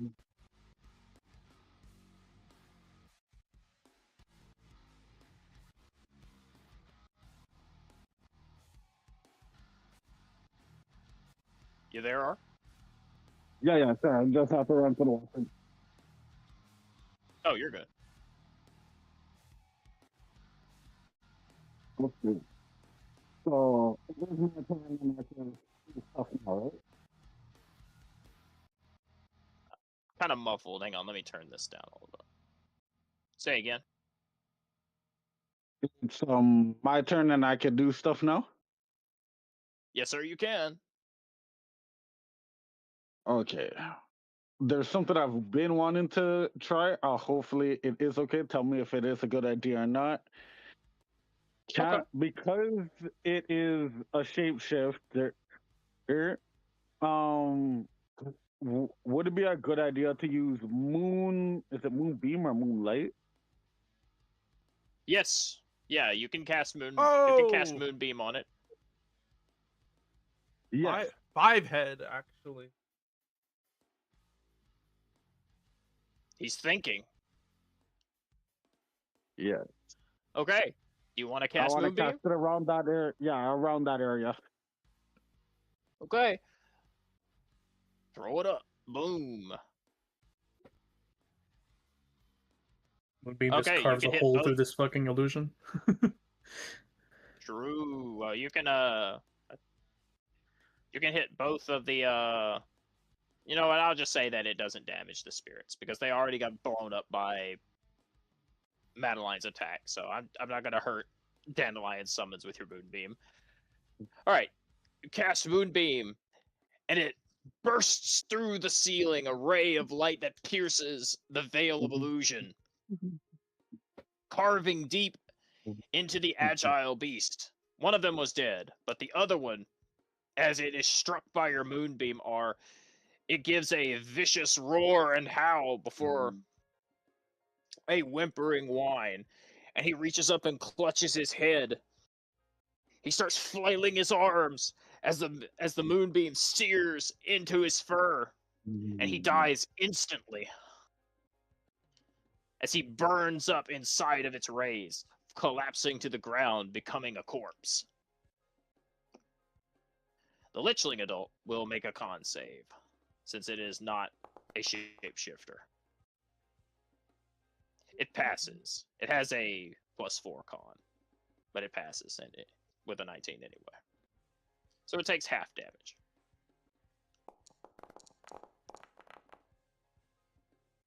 Damn. Damn. Not bad. Not bad. 8 damage still. Which puts it near death. But because you casted Moonbeam R, you cannot attack. Okay. You can still Can move I- if you want to. I move back out of as far away as I can from it.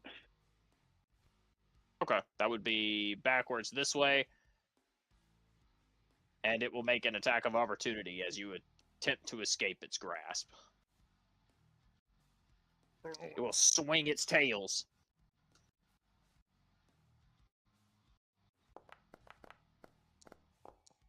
And it will miss you. You are not getting hit today. Yes. Holding up your shield, you jump backwards with inhuman strength, landing in the doorway behind Dandelion as its tails just barely miss you. And Dandelion, it is your turn. Finish it off. Bring it to a close. Bring this chapter over here to a close.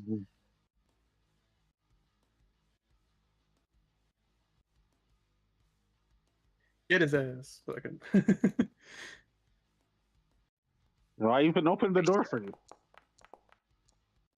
True, he actually did open the door. And that shit misses again. Fuck. Missing again.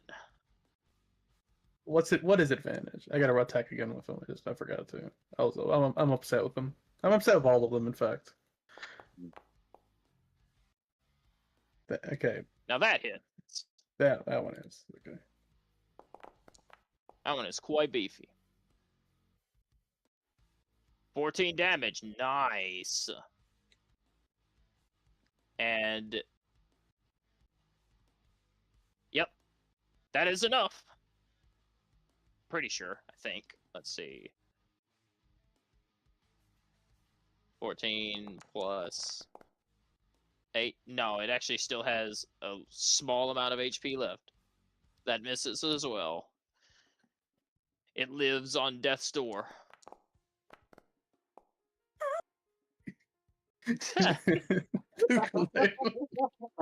You know what? For the sake of it, it's dead. It's the last thing left. You got it. You got it. You got him. I'm gonna go to the restroom. I'll be right back. You got him. He's the last one left. He's got like fucking 3 HP. You got him.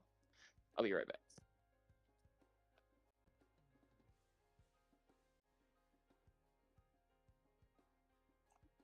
Well, the question I had. So Moonbeam isn't some. I thought originally reading it, it was only meant to be used on shapeshifters. So I can use it on other things too. Yeah, they still take damage. It still just does damage, but it just has an effect for something that's shapeshifted. Oh. I thought it was that if it was like shapeshifting, then it has to roll for initiative and yada yada yada. Oh, okay, I get it.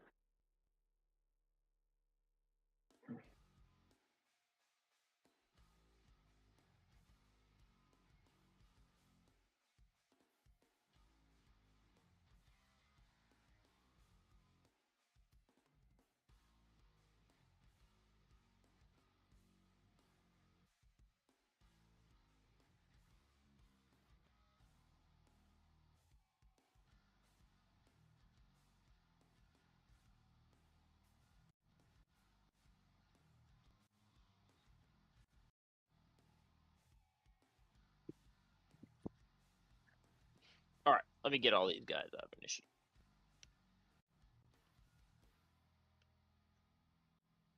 And I will remove Dandelion and R from it as well.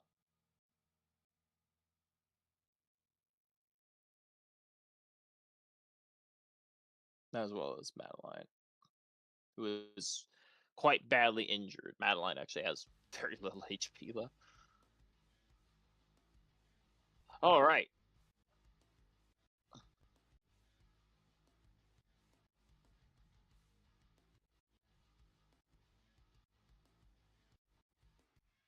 Oh, it was Zip's turn. My bad. I skipped him. Zip, what you got for me?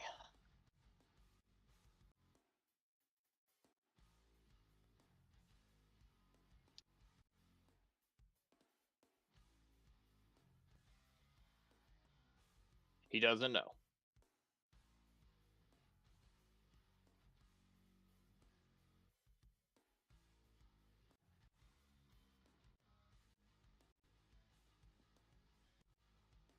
Nikai, you there? Oh, sorry. Yeah. Okay. Make sure this is on. And I'm gonna use Still the. late. I'm gonna use an action.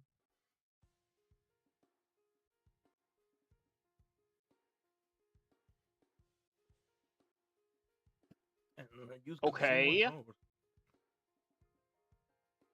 Okay, int save. Oh, sorry. I meant to consume one of those, not click it.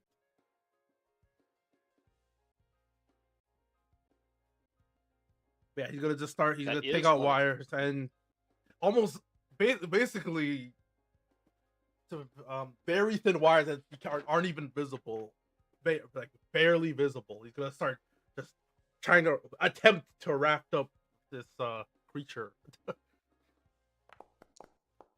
As one of Oh! his lower oh! As one of his lower saves, int. He's just gonna Actually, rapidly tie it up. Oh, he just... All right. He will walk into one, almost stumbling into it. As he steps into one, he almost stumbles into the rest. As you feel a slight tug, like a fish on a line. You throw your fingers out and do a full description if you want to go for it. Like it's an at one, you fucking super succeed. I guess as he stumbles, he's gonna like stumble into one, and then as he falls forward, another one's gonna grab him around the neck, and then like a cocoon, he's gonna spread his hands to the side, and in that instant, he's gonna be wrapped up like a cocoon. All right, you pull it taut. And as your strings surround him and weave him up, you hear not even a sound from inside it as you cut off any source of oxygen to prevent him from speaking. Afraid that whatever words he might utter could make the situation worse, you come fully prepared for whatever situation he may be about to put you in. And gonna run away? Yeah, I'm leaving. I don't think I could. I don't think I could. I need an attack to grapple her, so I can't really. Hold on. Actually, let me check something real quick. Oh You yeah, can I use can. an Wait, actually. interaction to. Okay, wait. Actually, Oh. I can do a little thing, but I can do an action to grab her. Oh, well, I mean, No. I was just going to say, if you run up and use an interaction like Rufus is doing, both of you together can snap Ashwana out of her stupor. oh, okay. I was gonna actually, I'll do that first. It's... I'll Alright. I'll interaction to try and snap her out. Rufus is like snapping his fingers, like shaking her shoulders, and you kind of poke at her and maybe wave your hand over her eyes, and eventually she'll give a slight shake of the head and come back to. Huh? Huh? She'll give like a little high pitched squeal. If you're awake now, we need to get moving. And with my bonus, Is he still here? well, it looks over his shoulder. Looks over shoulder. And then I'm going to use my bonus because since my shillelagh was, you said I could use that as part of the rolling. I'm going to use my bonus action to pull at least. I'm going to use my bonus. I'm going to pull Hannah 5 feet toward me as well as I'm running backward. Okay. And I'm just gonna. I guess keep going. Oh, let me move Ashwan out of the way so you can move.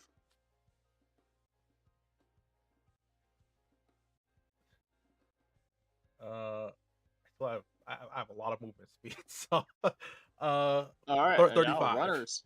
35. So I'm just gonna go right here. All right.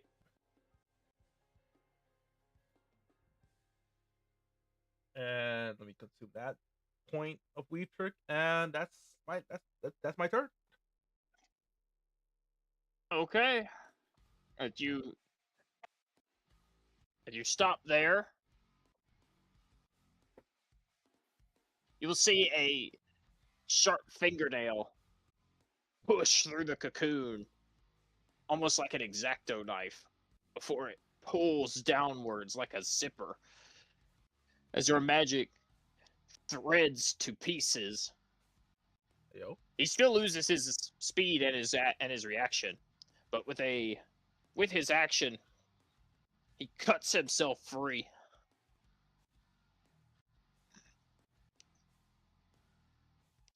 I will not be denied.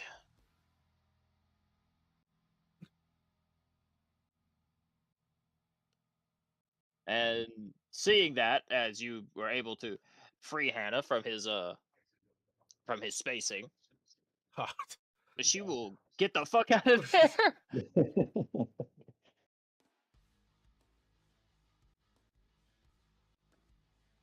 And she will head upstairs. Same thing, also Rufus? do the same thing. Yep, I'm going. All right. Runners. I don't know. That's 30. All right, I'm here.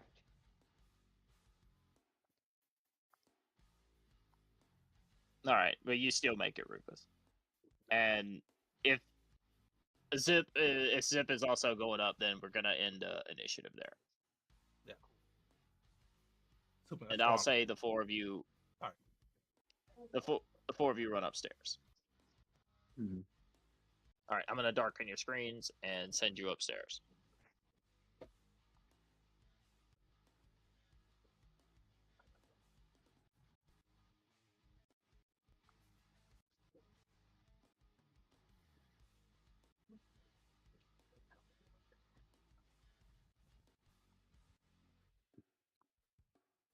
And let me grab all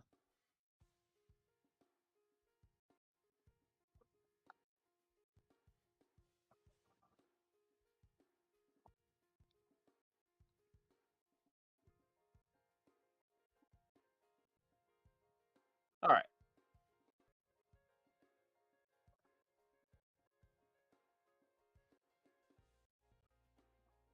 You all make it upstairs.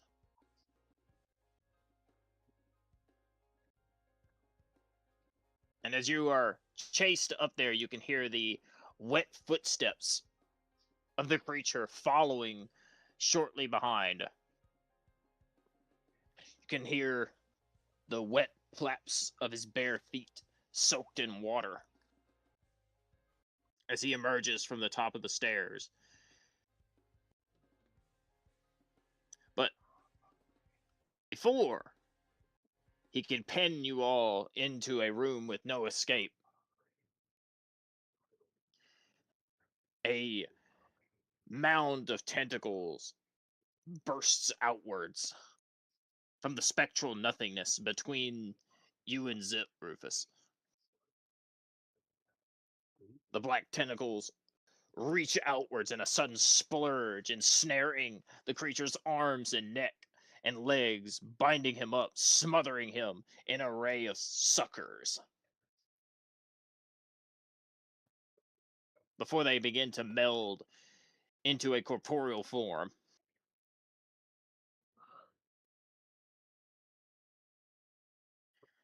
Sorry about the delay.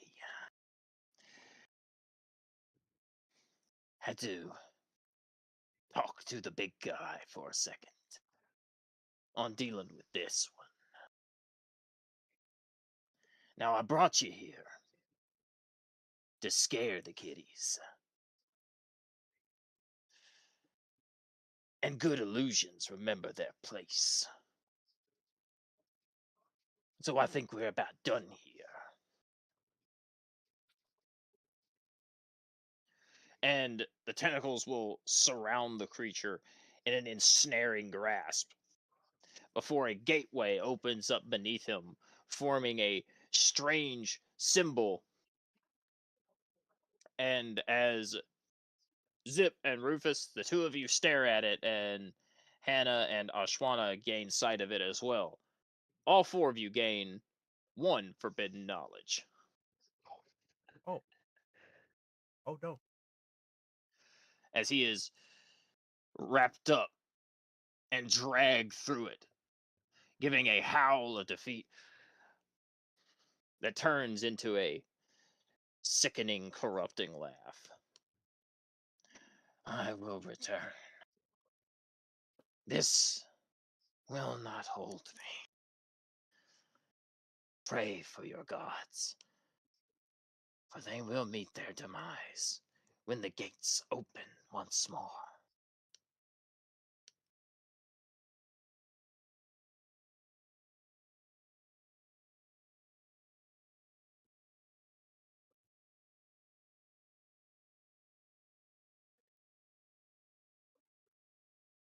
What the hell was that?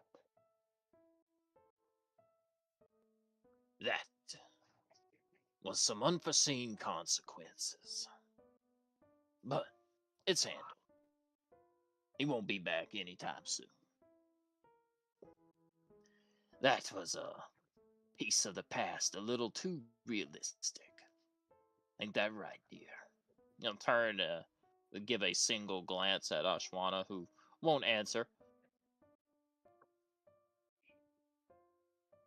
Anyway, seems like y'all about done with my little test. So let's wrap things up in short order, yeah? Your friends downstairs on floor 2 about got what they need. So about the 4 you finish up here, and then I'll meet y'all back in the dining room on the first floor for dinner.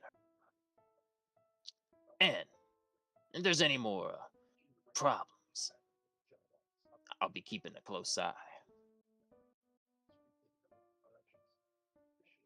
And he will step back. He'll put his arms behind his back and take a single step back through the mass of tentacles that had appeared in the space between you. And it will all kind of fold in on itself before the gate spins itself shut.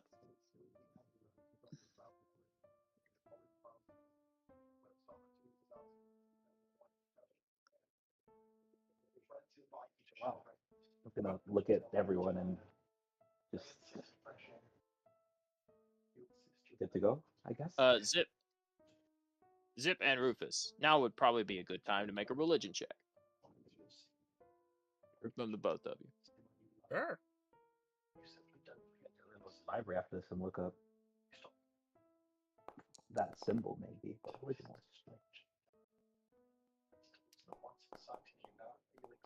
Give me a dog. Never mind.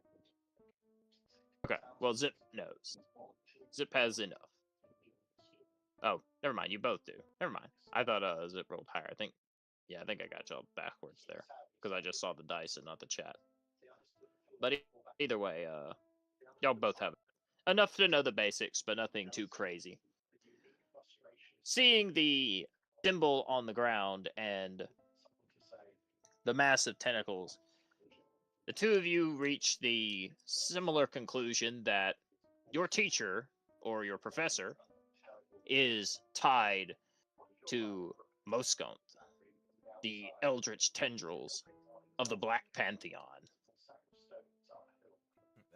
And considering the words he mentioned Jack chose when he appeared, you presume that he has direct connections to the Dark God in some way or another. Perhaps a manifestation of the unfathomable entity to some degree. As for the fish creature, you recognize the crest that appeared on the floor was a marking of the abyss. But more than that, you don't know. Keep- No, Alright. totally, it's coming through. Oh, Alright. the video in Drew, the is background. TV in the background? Yeah, it's Put the beer back real quick. Morgan's going to bed, so she turned on something. Yeah, these headphones let everything through. Can you guys still hear it, or is it a bit better now? I don't Seems hear it anymore. better. Okay, perfect. She turned it down a little bit. Thanks, Morgan. Yeah, that was weird. Can I try to like memorize True. the symbol and maybe see if I can look it up later in the library or something? Sure. Sure. No, you don't have to like try. You just do that. All right. But for now, up or But down? also, now you realize that Jack has ties to the Black Pantheon. If it wasn't immediately obvious before. Yeah. I'm sure the headmaster wouldn't let anyone obviously dangerous be a professor, right? I mean, wasn't the guide person like a devil or a demon? True. Yes. So- Yeah. Ms. Remain does indeed work for hell. so, You could say that she is a tour guide of the underworld. I don't even know if you realized it. I think it was just Like that's I think it was implied, but Alright. never really like I guess in character I never put two and two together until just now that the teachers here are kind of strange. I guess the Serac is also here. There's a lot of weird cam going on. true. But also, yeah, if you've never seen it, boy, that's an Easter egg. That's the card art. Well, it's a variant of the card art for Tour Guide of the Underworld from Yu-Gi-Oh. I did not recognize that either. That's a perfect draw Easter egg.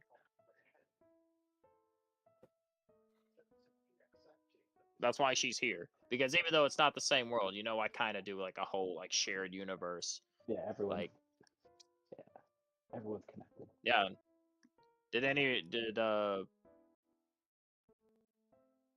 I don't know if last session if you put together the names of the cultist, which I think the name for the cultist does appear when I show you the art. It doesn't. It doesn't here, but when I Oh, it hover over doesn't. to the Oh, bottom, well, they're called the cultist of the dark grip, which is also a perfect draw Easter egg. draw reference. Yeah, I remember.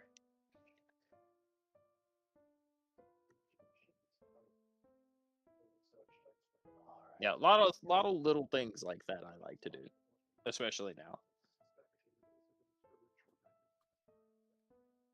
Alright. Anyway, Up or down? well, you are free to move about once more, Yes. Let's leave. and Dandelion and R included.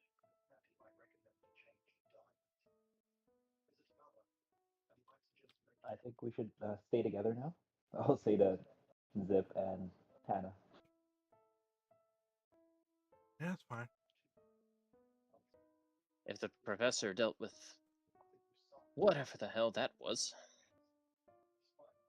maybe we can get this class over with. I'm honestly about tired of it. I don't want to go do anything else.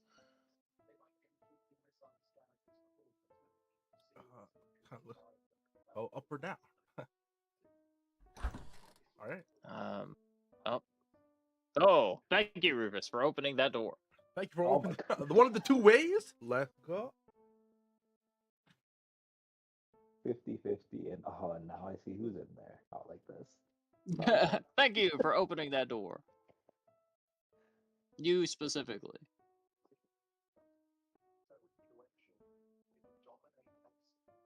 Here, let me get rid of dandelions and like jammed in with all these corpses over here. Yeah, I can't get past them. Yeah, let me get rid of these guys for you before I do that down there, because I kind of realized that you were boxed in over here, and also I have this burst template from Madeline's attack that I also need to get rid of. Need to get past them now, Dandelion, if I unpause. Yeah, I think so. Okay. All right. Anyway, back to where we were over here.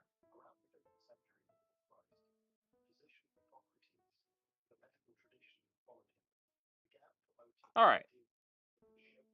Hang on. Music change again. Oh, I can get rid of that theme.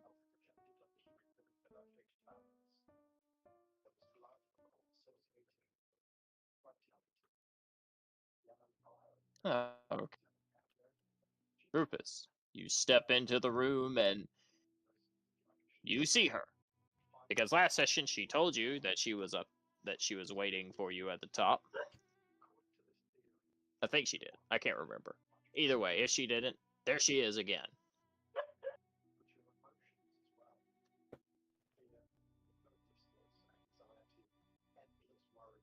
Hey man, what you looking at?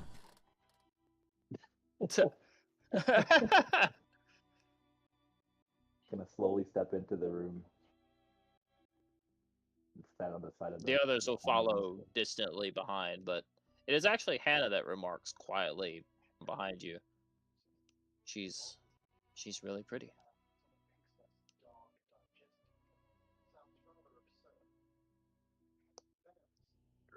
Nod absently. So we meet again.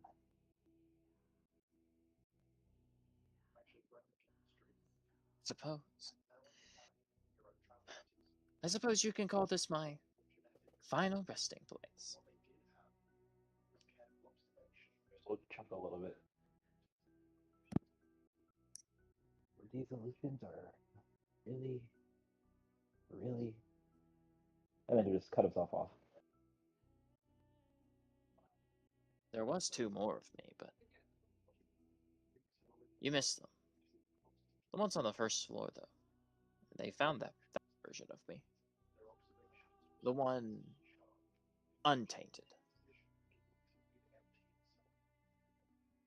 Also, just really unlucky to find the one I found below. How lucky do you feel now?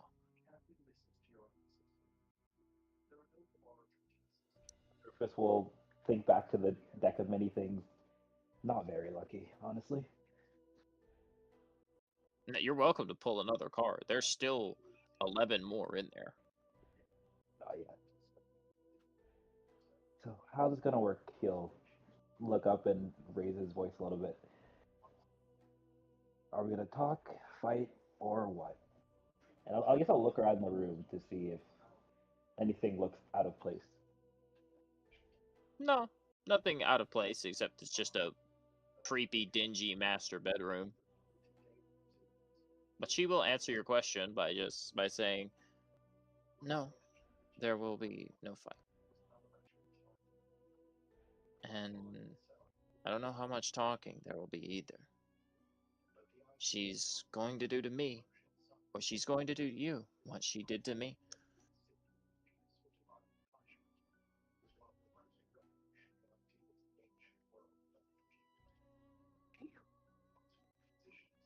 She'll shift into the sight that you saw from before. Almost a phase of life, as it were. A phase of horror. As he gives you the gaze of one that has seen the unfathomable.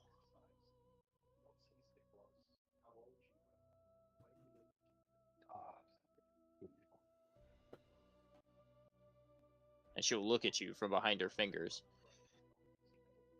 The cruelty Mother subjected me to. She wants you to feel it.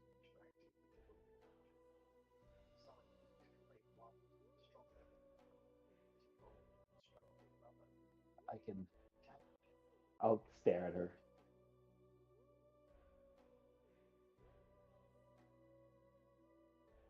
But I Mother's am no longer. here. Oh, go on. Oh. She is. You just can't see her like I can.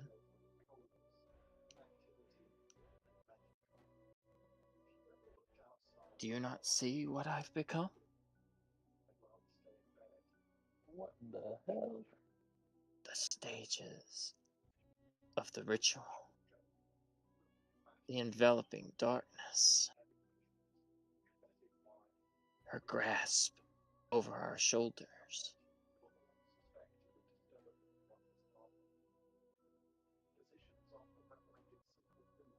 I feel it. I always can.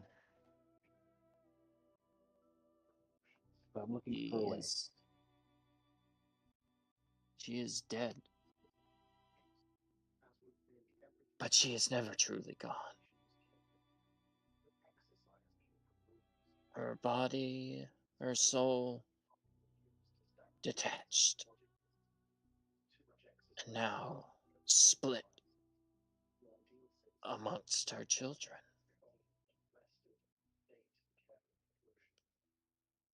Split as we are. Look at me, brother. Am I not her spitting image? As you will be.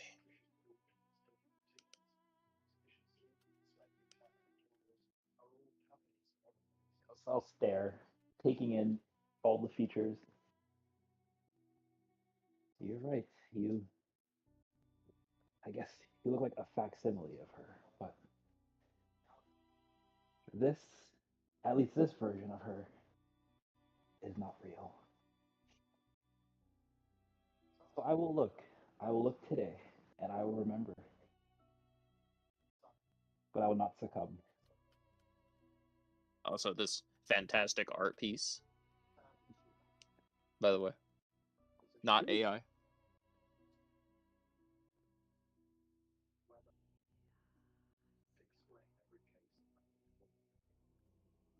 I look down, I look at and then I look up into horror. You are not here right now, or No, but I see the picture on the screen. oh, Drew, you do.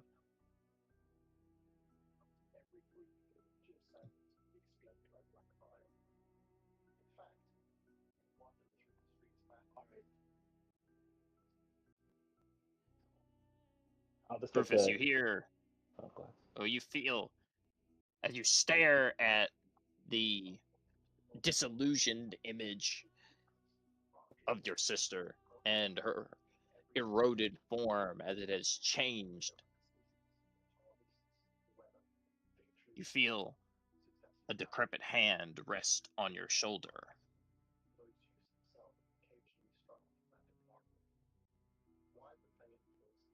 And your vision fades to black. And in the darkness, as you stand in the shadows by yourself, you see in the distance, drawing close, a woman in a black veil. Her body aged and wrinkled. A creeping guise along her face. A searing smile that burns through your chest.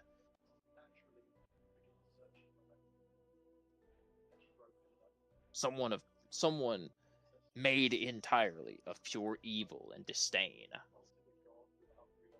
who only saw her children as a tool to be used to further the dark magics that birthed your family.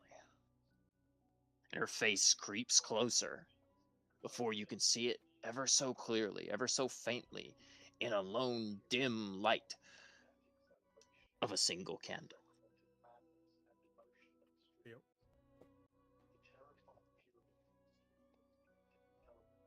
Rufus won't flinch. He'll just stare and then whisper or say softly, I will break the hold you have over us.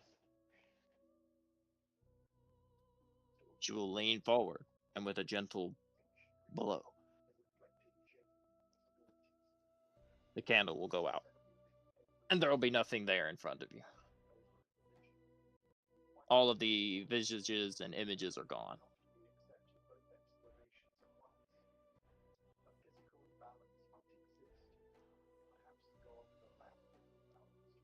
Rufus will let out a deep breath. His hands, him shivering a little bit. He's putting up a brave front, but he's terrified. But he'll turn, seeing nothing else in the room, and say, let's just go. Actually, Is there something else in there is. You feel, well, since Zip has one, Zip, you feel the dome, the silver dome of the dish vibrate and almost hum, drawing you in a direction to its kin over here. Oh, good. On the fourth floor, Fourth that you are on the fourth floor. floor. Okay. Want me to trample on your well, what's happening, but I think we should go that way.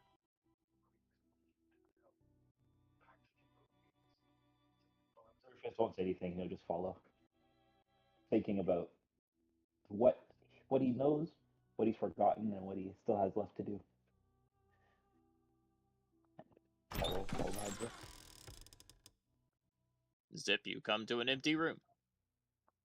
A door. A door. Oh, There's I'm not trying to move Rufus. also other doors here. I don't want to look at any of those first, but No, let's just. Well, Rufus just wants to be Dandelion, bothered, you so. arrive to a balcony that overlooks the main chamber and the stairs you had entered. mage hand. So what's this room over here? That is a window, Dandelion. That lets you see out into the endless blue void, manifested by the illusions.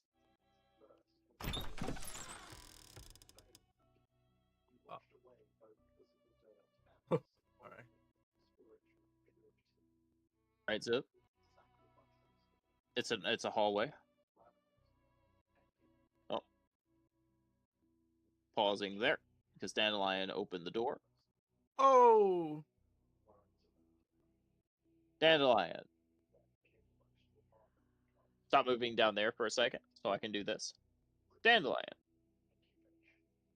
you open the door and you see two what look to you to be recognizable as blood mages. Two more of the Redfeld incanters, who, as you open the door, appear to be doing some sort of ritual using the viscera adorning a bed. But on the bed, you see a silver serving dish, much like the one the two of you had picked up on the first floor. It is sat in the middle of the bed, soaked in blood. They appear to have been doing a ritual around it, but upon noticing you, they do not appear to be too interested. However, they will remark to you about having seen the same woman, who we know now to be Hannah. But given that you have not run into her,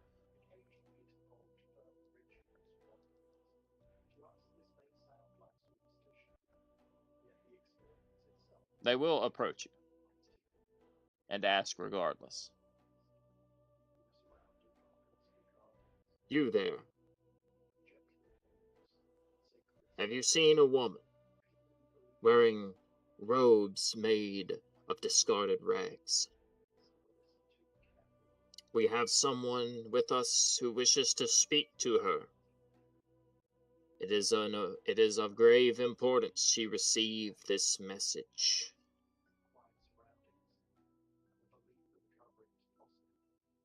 I'm afraid that if the person you're looking for isn't a lamb, a ram, a goat of some sort, I'll say with an army behind me, I would most likely be unfamiliar with them. It is a shame. It is time for her to claim her master's legacy, and yet she does nothing but flee. And so we search and search, and still find nothing. Why does she run? Why does she run from her chosen destiny? I was hoping you would answer these questions, but it seems you have not seen her. And we must continue our search. You there, young man with the beard. Have you seen this woman?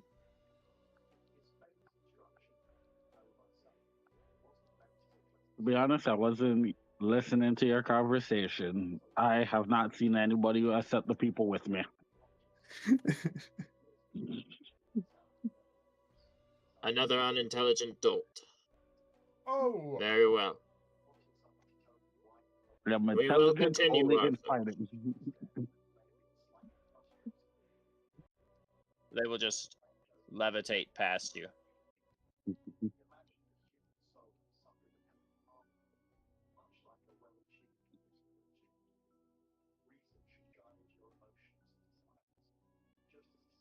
All right, scanning the room.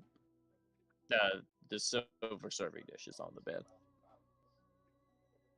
All right, I'll grab that. Then. All right, that gives you 2.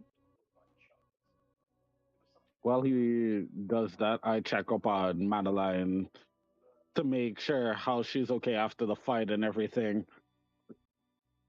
She's leaning against the wall, covered in injuries, just from the claws and the bites. Her breath is heavy, and you could tell R that she's below half HP. She has about 6 hit points left. Could I use Cure Wounds to heal her? No, first ask her if she wants to be healed, and then if she says yes, use Cure Wounds. You actually have a paladin feature called Lay on Hands that just lets you just heal for a certain amount. yeah. You have 30 HP you could give to anybody with Lay on Hands. truly. You don't have to Oh use a yeah, I'll spell use for it. that. Paladin.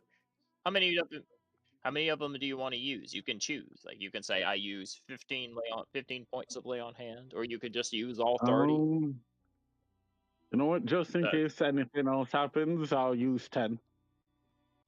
Okay. Brings her up to half. All right. You put a hand on her shoulder. Do you say anything as you heal her? I say you put up a great fight. Not no surprise here from the person that has defeated me in the past. Your words are kind. You held up better than me in this one. I was careless and put myself in a position that left me open. I appreciate you not insulting my carelessness. Thank you. It wasn't careless. You still defeated a beast. So I think that is great work that you did. Thank you. I'm not used to such generosity, Beast Man. It's a strange feeling from me, but I appreciate it. I'm just not good at showing gratitude. What is this gratitude you speak of? This is just common to my people. After we fight and battle, we help and heal the wounded.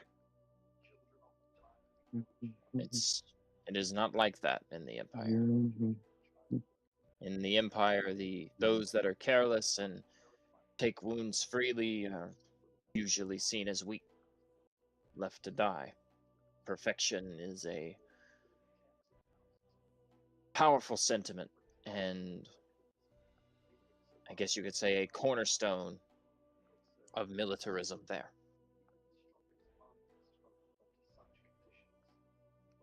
That is different for us. Failure is just a sense of being able to get stronger. And that is absolutely great for us. We love to see a challenge so we can eventually beat it. I will remember that going forward. Thank you, both of you.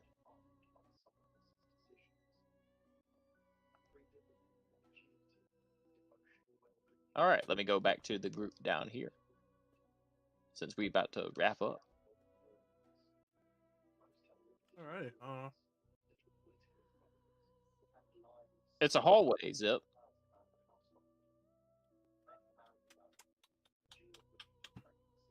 All right.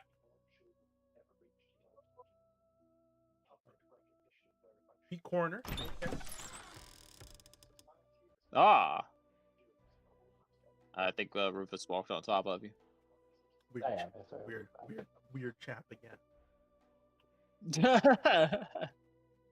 Well, here, since you can see it, let me put that up for you.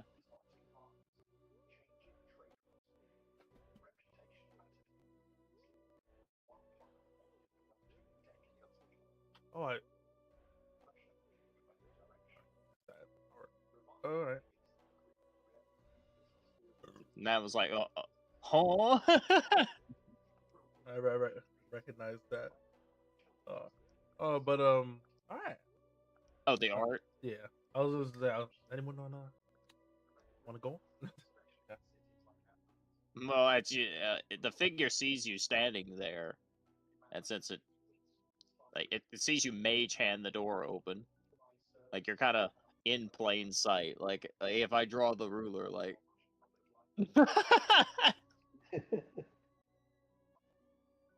About peeking. Yeah. All right. Otherwise, But it'd be like, the right. voice not having lips will speak in telepathy to your mind, and it will say, You need not be afraid. Enter my chamber.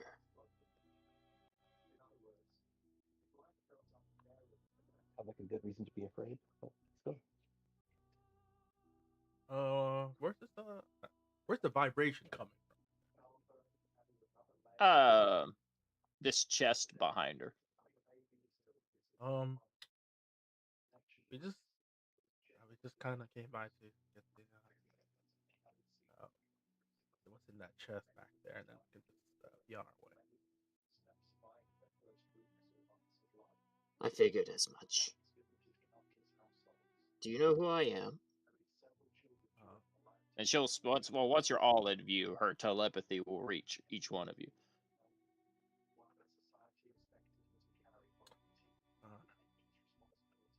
Well, seeing that you're a talking skeleton, there's a few options. Oh, you have seen my children. Surely you must know. I imagine introductions would not be necessary.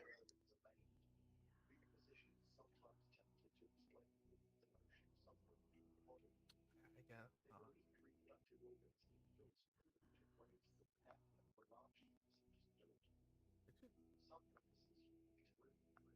Is she on like a trap, like a door hatch, like? Oh no, it's like a bed. It's like a Oh, whatever you call it, one of the torture racks that like stretches you. oh, One of okay. those. She's just sitting on it. I thought it was like a door hatch in the floor or something. But all right. All right. Well, just get the thing.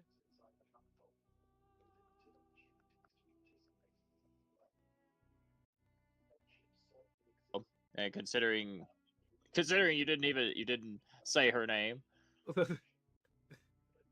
she will stop you and say, Unintelligent, are you? I am Icelia,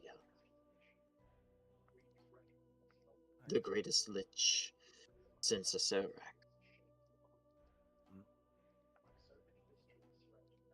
See. Okay.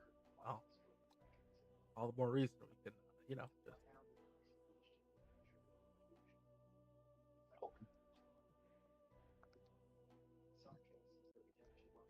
So you do not wish to speak with me then? or Even to- though I have a message for you. for all of us. Or... For one of you.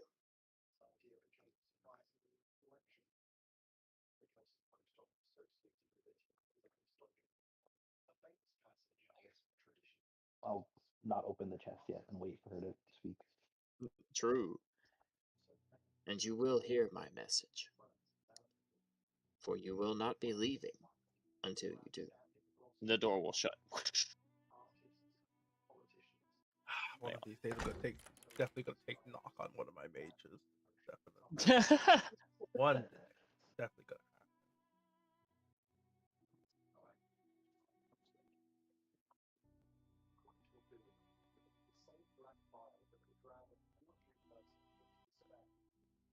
Hang on. Purpose of let anything. It's to let the people standing in the middle of the room speak in this mansion. Everyone wants it. There I'll let the is villain do their one villain. amongst you. There is one amongst you who is an usher for the dead. I wish you to give her this message. That her work is futile, and her shepherding is worthless. For I have created new life amidst the dead, the lichlings, and even now, those who thought my work despicable, horrific, acts against nature. Those warriors of long past who fought into my tomb and vanquished me, believed me dead. Tell them Icelia still lives, secluded. Give this message to your little friend.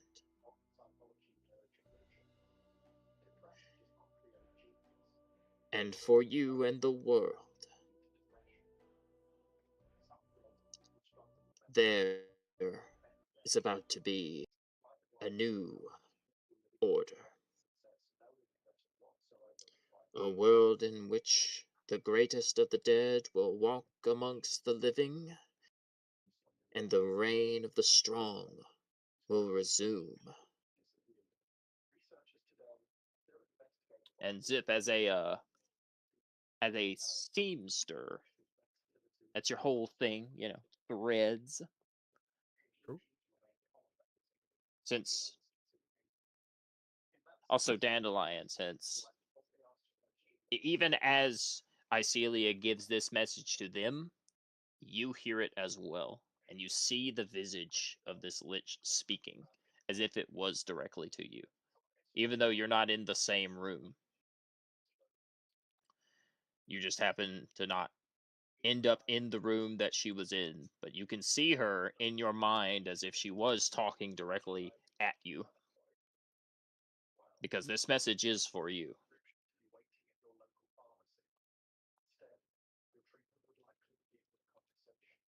But Zip, as a seamster, You can see that as she talks and sits on the bed, the faint connectivity of magic threads attached to her, as if something is puppeteering her.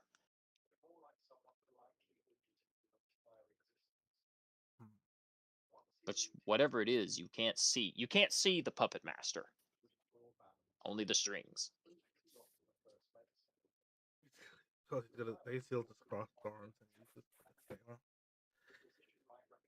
if that's the case, then I guess there'll be another mage I have to take down in the future.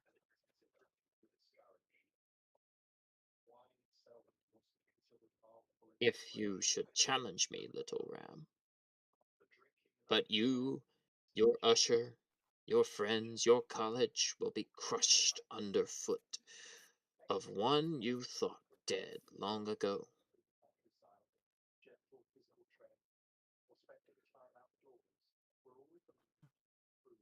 My age and wisdom surpasses yours by millennias.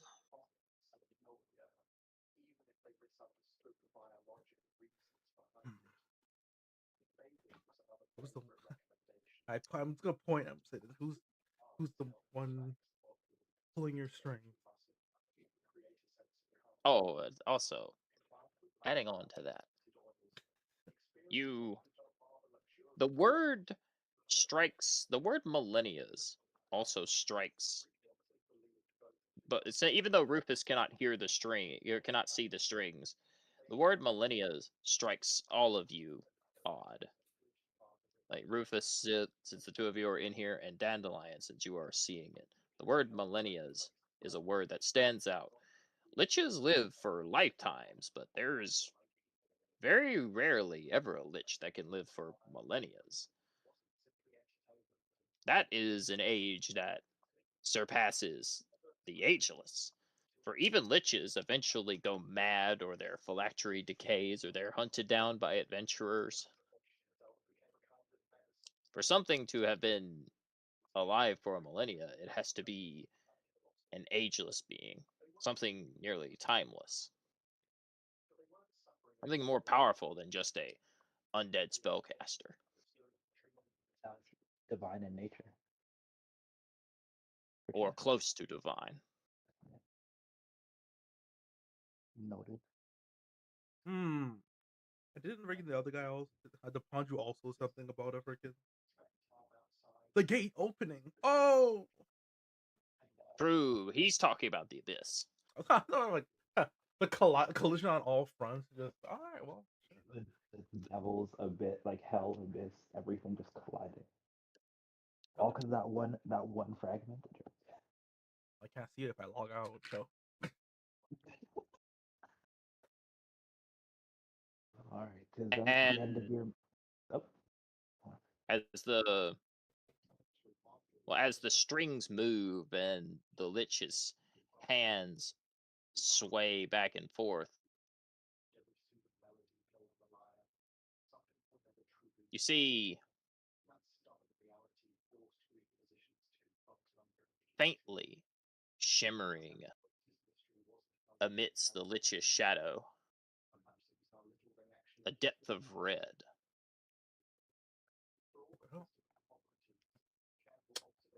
man, I want to see if I can. I want to see if I can. Okay. Sever the thread. Yeah, that's what I was gonna do. I was gonna hit it with my lace that has a dispel effect. That has a dispel effect built in. I mean, if you want to try.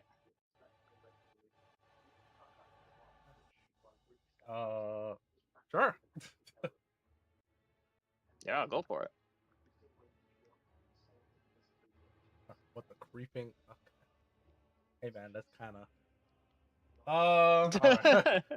It's too late. We're locked in now. Kind of weird. Hey man.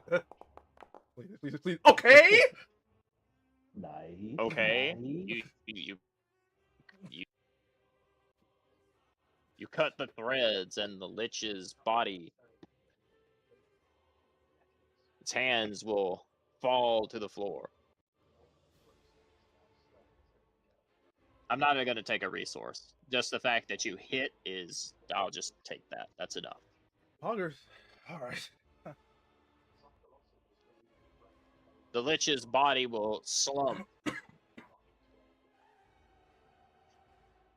as something appears amidst the shadows. And Dandelion, you are brought here. What the pull through time and space? You appear in this room. The Blitzcrank As he pull. does that, Was it you doing you it? are brought here. What's going on? True. Was it you? Well, who said that? Or was it you? Oh my god. It wasn't me, I swear.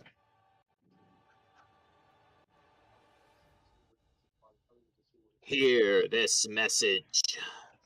See and witness the depth of the afterlife, the bane of souls. And know that the Red Scourge calls your name. Oh, what the fuck? Oh,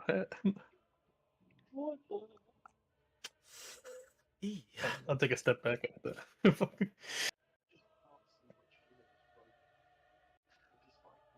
There you go. And know that the afterlife will be no sanctity. For on my return, I will devour the souls that have claimed their paradise beyond the veil of mortals. And you will all suffer the indignity and fealty before the scourge when you die. For your lives are mine. And I will savor my feast.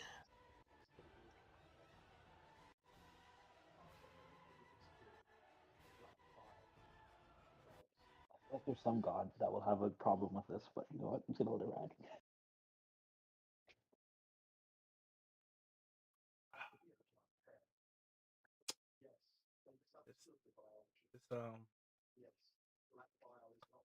And the body of the Lich will just fall over.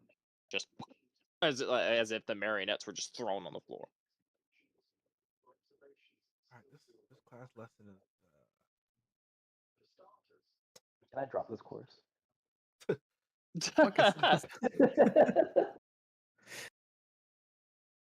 Who was that?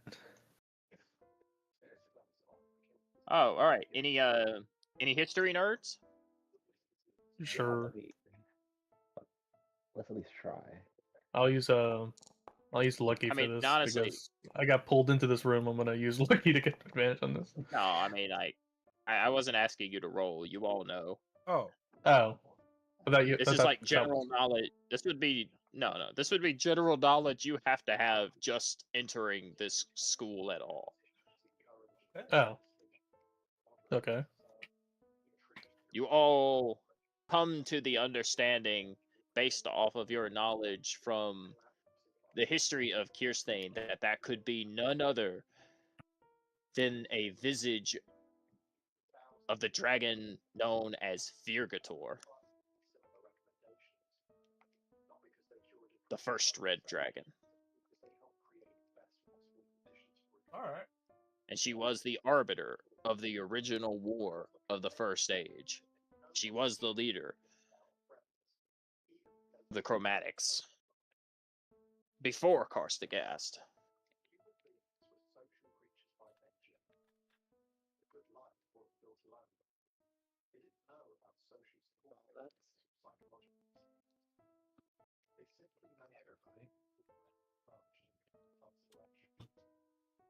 Alright,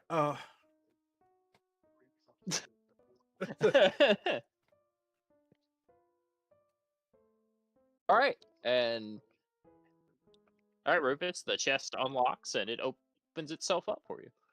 I'm gonna reach in and grab whatever's in there. Should I be concerned that was Alright. asking for me specifically?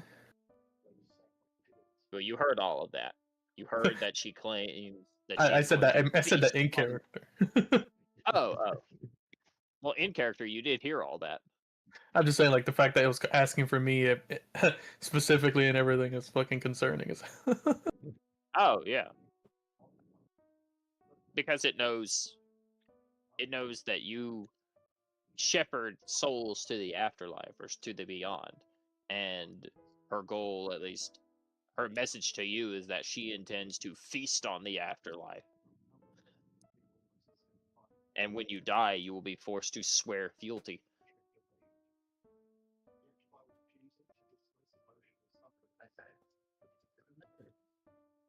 There's a god who Should doesn't you like be that. concerned? What did I do? You existed. You Damn. tried to do the right thing. Oh my god, forget. Who's the closest soul shepherd? All right, random student. Behold, mortals! Like, all right, bro. What was it? What was it? Kai said fucking last Sunday. You're a player. Wait, what? Like last Sunday, it's like okay, like I can't remember. Murphy said some fucking like dumb shit, and you were like, "But you're a player." Oh, I think I barely remember what that basically. Yeah, like I remember he said some dumb shit, like him knowing some stuff and none of the townspeople, and you were like, Oh yeah, "You're a player." you're a main character. Yeah, that's what it was. Yeah, you're a main Yeah, you're a main character. Yeah, that like.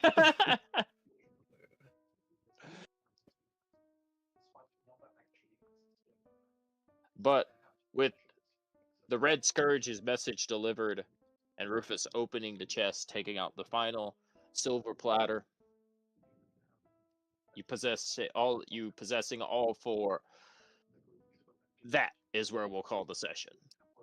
There's nothing left of the mansion. We're just gonna wrap it up with a little bit of role play at the beginning of the next session, and then I'm gonna cut you all loose to do your tertiaries and internships. But with that, I want to thank you all for joining me. Every week, make my dream come alive. We can spell out the players. I have no one to DM for, and I'm glad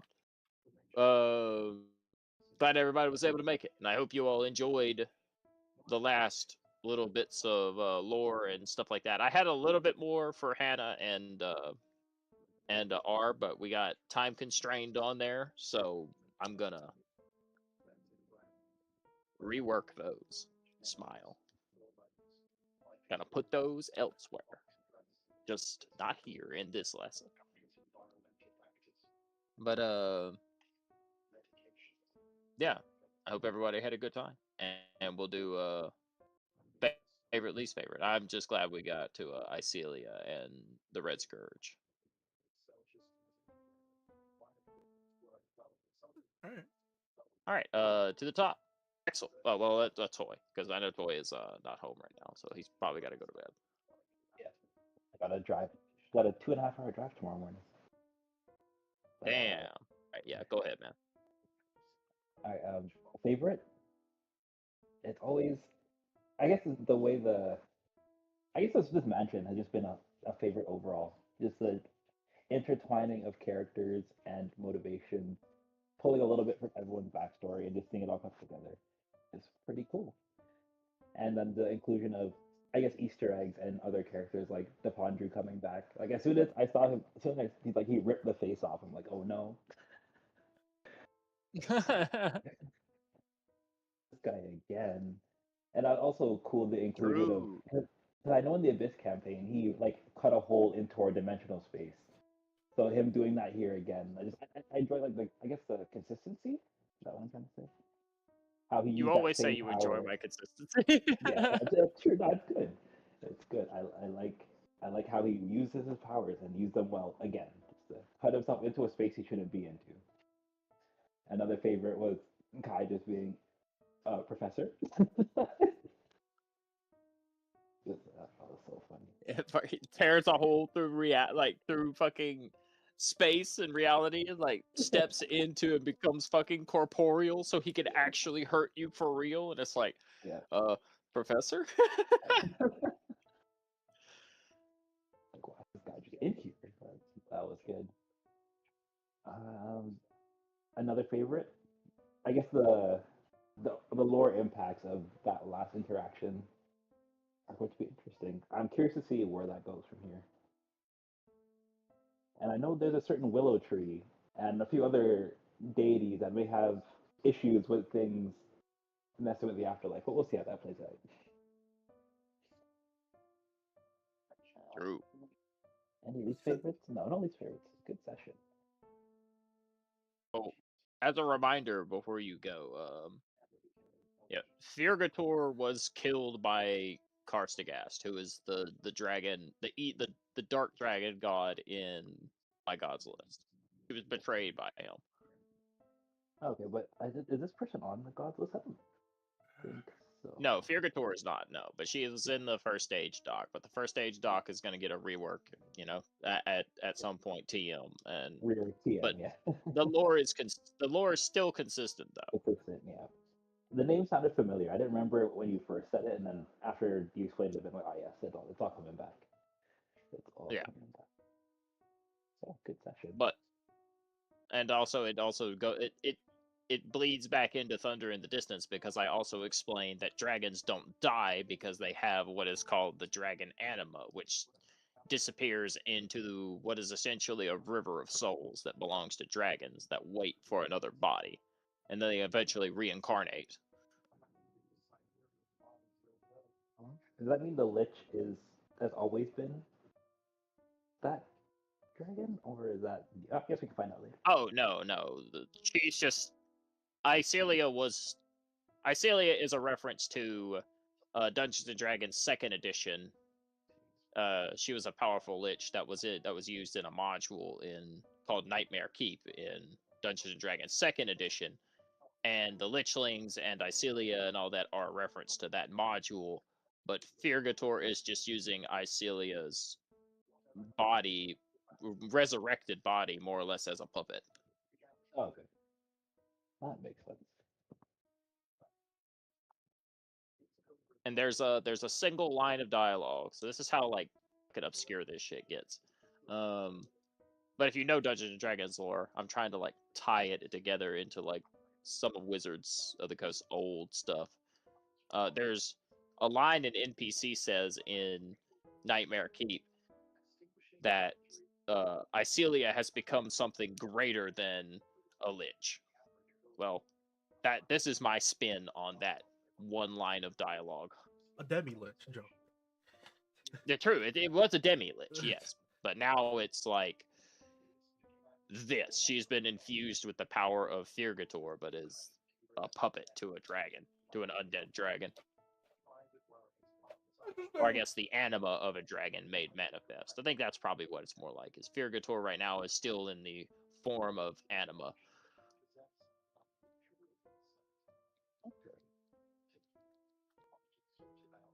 But yeah, that art though, that's some good dragon art.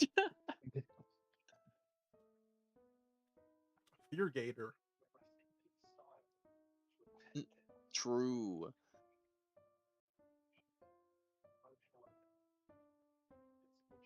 Scary.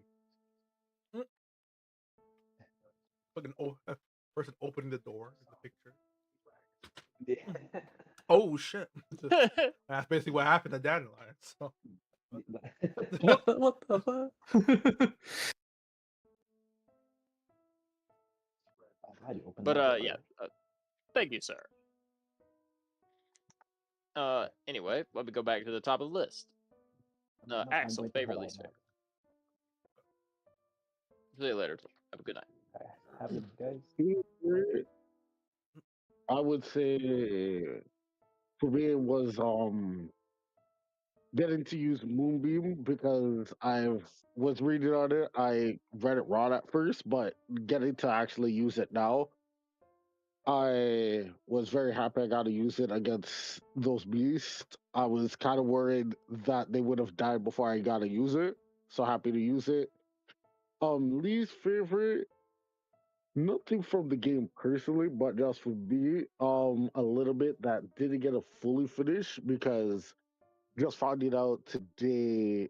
I was having my family was trying to figure out plans, and next week, unfortunately, I can't be in part of the next session where I really have been enjoying staying with it. I can't be a part of it because of going camping. Gotcha. So was kind of hoping this could be fully wrapped up so I could be a little bit out of it for next session so it wouldn't affect it at all. Oh, there won't be there's not anything left. This is pretty much fully wrapped up. Okay, that's good. All that's gonna happen next session is just gonna be a little bit of role play, just big, because you all finished the class, and then that's it. So you're not gonna miss much more of this, like the haunted house, Okay. like the little haunted house. Mhm.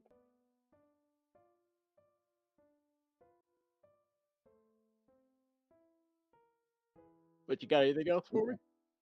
Um, Nothing more. Just still very much enjoying the game. You're doing an amazing job keeping everything well tied together. I'm enjoying a lot of the stuff, the images of the creatures. I'm gonna have nightmares of those pictures, No. and enjoyed it all. Hey, thanks, man. I really appreciate it. All right, Ivy, favorite, least favorite. Ultimately, not a whole lot happened apart from going to the roaches and the couple scenes with like Rufus's sister and me getting teleported into the fucking dragon. But I think overall it was a decent way of ending the house's interactive section. I know that we're probably gonna wrap it up in some flavor wise, but not like necessarily go walk through the rest of the mansion. I understand it's just being here that long would pretty sure drag on, if anything. I imagine there's No, I rooms we wanted didn't even touch yet, and it will just be it's just more rooms of the same. Or Yeah, it's a lot of rooms are the same. It's meant to just mostly be a little like haunted house showcase and lore and stuff like that. yeah. So that being said, I enjoyed the time in the areas within the different interactions, different monsters. Roaches were cringe. How dare they join initiative and get a turn? True. Smile. Apart from that, I don't have anything else. I got called out. What the fuck? Well, you're the shepherd. Smile. Damn, I just work here. You're a main character. I think there's like no rebuttal for that because it's just true. It's true. They're just fuck you in particular. Imagine being a main character. I know. Where's the campaign where we can all be NPCs? It's like True. Let's like open a bakery or something. a commoner playthrough. yeah, everybody's light level 1 commoners and fucking goblins show up. Bro, that's I got down by a rat. goddamn fucking rats in the fucking cellar, like Monka Giga to that shit, like. Oh, my toe! Like fucking bites your whole leg off. It would be accurate, honestly. The fucking weasels in the fucking haunted in the fucking house and like Crooked Moon. Yeah. Ah! Fucking 1 damage. Ah! I only have 5 HP.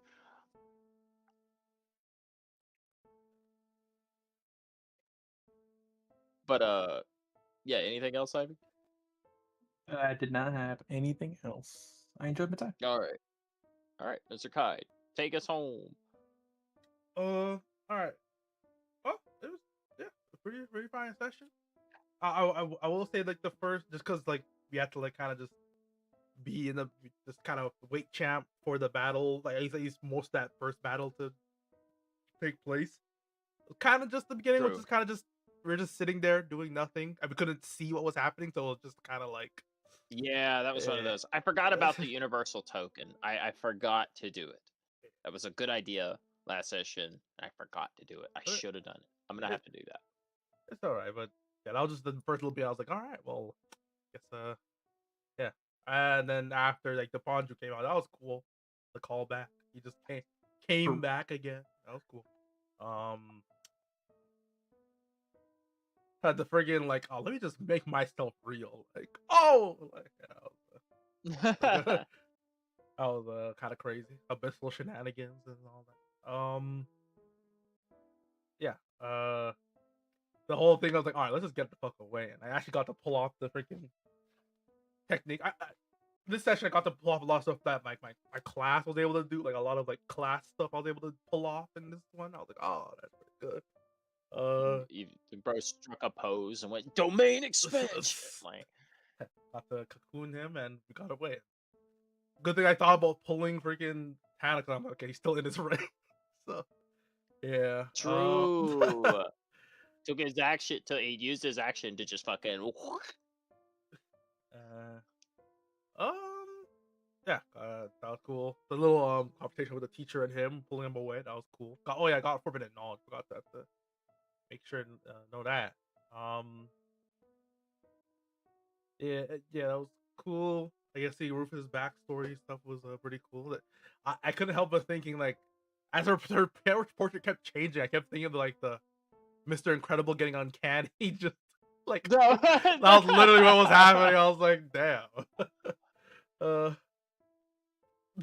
Yeah, but he enjoyed it though. Yeah, it was good. It was good. Like it was just a good scene. Still, either way, that was what it reminded me of. Trying to remember what. Yeah, that fight downstairs or upstairs, wherever it was, it sounded pretty intense. But yeah, I wish I could have actually seen it. But yeah, you already said you can, next time. I fucked that up. That was my bad. Yeah, yeah. I'm sorry. And got to see the Lich Queen. Oh, sorry. Go ahead. I think at the very least, I should have copied your tokens there just so you could see it and then deleted them. I could have done that as well, but I didn't think about it. It's one of those things like, that's one of those moments where it's like, fuck, I'm on Foundry. I forget you can't see shit. But other than that, Lich Queen, got to see her. That was interesting. But I'm glad you did think like, oh, you could see the little strings. I was like, oh shit, that's like that little head nod. And honestly, the freaking like, I'm just all right. Let me cut these strings, I guess. Foolish mortals! I will devour the world. I was like, oh, yeah. My bad. I was honestly, but also I was kind of expecting like some sort of like AOE, like maybe like fear or something from her. I was gonna be like, I'm gonna flex that Mage Slayer right here, and she actually did that, but nothing happened. I was like, okay, well, yeah, I guess the overworld plot, just plot hints and stuff like between the Ponju and this Red Scourge, like stuff happening in the world, incoming calamity. So it's yeah. I wonder if this is I guess maybe this is a lead into the freaking next. Well, actually, this is leading into that next one we're doing with the Dragon Queen, I forgot what the thing's called. Something of the Dragon Queen. Horde of the Dragon Queen. Yeah, I don't know if this was like a lead into that or just something completely different, but I haven't decided yet. Like, I don't know how closely I want Horde of the Dragon Queen to be my own thing, since it's a pre-written module, but I'll see. I'll see. I haven't decided yet because this is like the future stuff. All right. But and I do know one thing though. I am going to run Nightmare Keep at some point, which is the pre-written module from second edition with Icelia in it, the Lich Queen. Mm. And the Lichlings. That's also what the Lichlings are originally from. I'm gonna run it in 5.5 and just scale all the damage and monsters and all that up. And that's Nightmare Keep is a level 20 campaign. Okay. All right. Like Damn. it starts at level 20. Wait, which Nightmare Keep you said? Oh, damn, that's kind of crazy. Yeah, the one that Icelia is from. Yeah, that starts at level 20. All right. Is it a campaign or like a one shot? It's like normally it's like a one shot, but for us it'll be like probably like I don't know 5 to 10 sessions, maybe a little bit more, just because like honestly I think even then Nightmare Keep is like 16 to 20 hours long. I actually would a level 20 thing in your world would be cool because I know you always want to flex like the grand stuff happening, but you like don't want to immediately obliterate us. So I feel like you maybe Yeah. if we all to do that, you'd be able to be like, oh, and flex that. So I mean, that'd be cool. So I would get to show off like the origin story of like Icelia and how she's connected to like what I'm doing here and Okay. stuff like that. And you get to see the Lichlings and I all mean, that stuff, like where they're originally from. I mean, shit, that'd be a cool like because we got a hint of this, and then like all the next thing is like a prequel flashback of what this was referring to. That would be cool, like a follow up. But Yeah. yeah, Yeah, that's basically what it is. It's just like yeah. It'd be like the adventure, like the 4 or 5 people who were actually the ones who killed Icelia that she referenced here. damn. Okay, yeah, that'd actually be really cool. Yeah. Oh, I guess other than that, yeah, looking forward to more. Yeah, it was a good session. I actually now that we're at the end, I guess maybe because I didn't like run into my stuff more, but maybe I just didn't like run to the right places and see like my backstory stuff, or maybe it was like barely. I know it was like the lady with the mask, but I didn't really know, And the cultists. and the cultist that like, kind of like ran away like, and I was like, oh, okay. And also the feasters. Oh yeah, true. Yeah, they were also but like it was. Maybe I wanted to look. It's fine. I guess for a little teaser, it's pretty good. Yeah. Like I couldn't go crazy on everybody on everything. Yeah. So it was fine for a teaser. Yeah, pretty good. Looking forward to the next time and doing the tertiary and internships. Mm. That's it. Yeah, and also for like R, like he kind of suffered the same thing. Like the people who have like more actual like faction based backstory stuff, you got a little bit less because I have to expand that out so you can see a little bit more of what they're about and what they do and stuff like that. And the people who had more singular focus stuff, like a single entity, got a little bit more kind of time in the spotlight there. Like Rufus's entire backstory is like a single paragraph of him looking for his sister. Okay. And then R has no backstory, really. Like nothing too crazy in depth. Like You know. so I'm building a faction for him as well.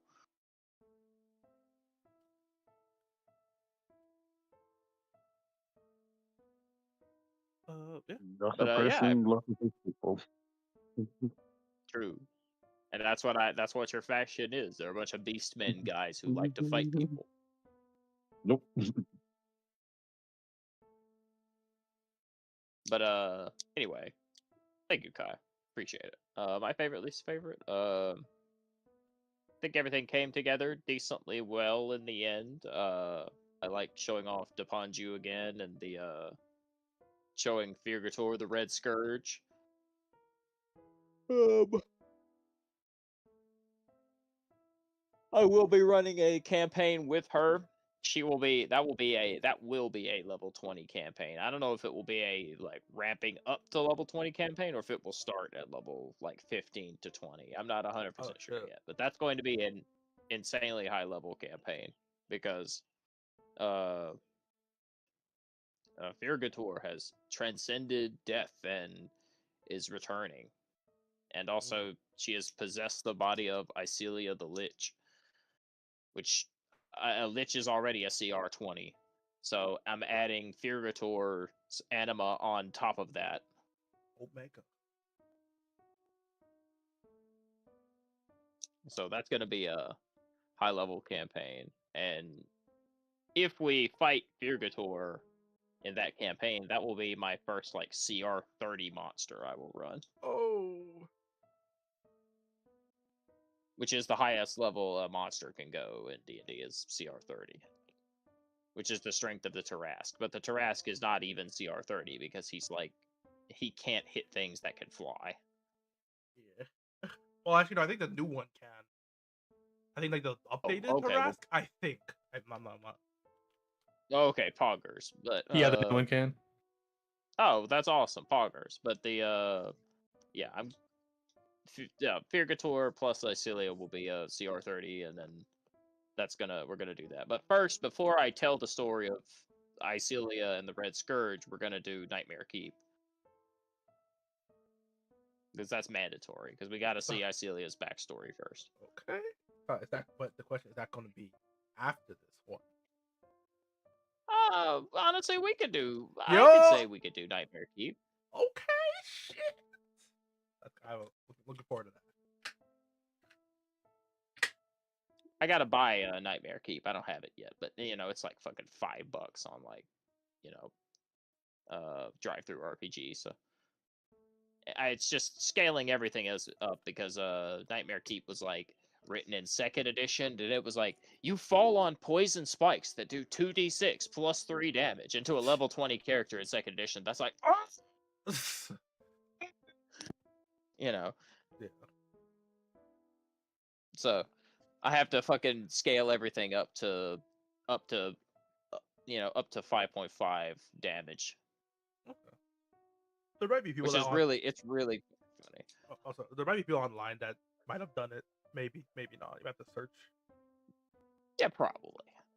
I know Nightmare Keep is one of those. It is a very obscure module, like that a lot of people haven't played. Like if you go looking up D&D stuff, there's not much stuff about Nightmare Keep. The only reason I found Nightmare Keep was because a YouTuber I watched did a video about it, and it's Zach the Bold. If you've never watched Zach the Bold, really fucking good D&D YouTuber. Love his stuff. He's so funny. He said that one that Nightmare Keep's gonna be a level 20. Damn. All right. Yes. Yeah, starting at level 20. So yeah. And I'm pretty sure there's no long rests in Nightmare Keep as well. Oh shit. Well, It's a really long dungeon. It's got a lot of like note to self. Like- Don't play a caster or a warlock. So you can play warlock if anything. play someone who could do a long rest on short rest, like an elf. I mean, I'm probably gonna tweak the game, tweak Nightmare Keep a little bit, but its main thing is like unlike Tomb of Horrors, which is just meant to be a death gauntlet, Nightmare Keep is meant to be more of a battle of attrition, where you're supposed to get slowly drained over the course of the campaign. All right. And then Icelia has a really long dungeon.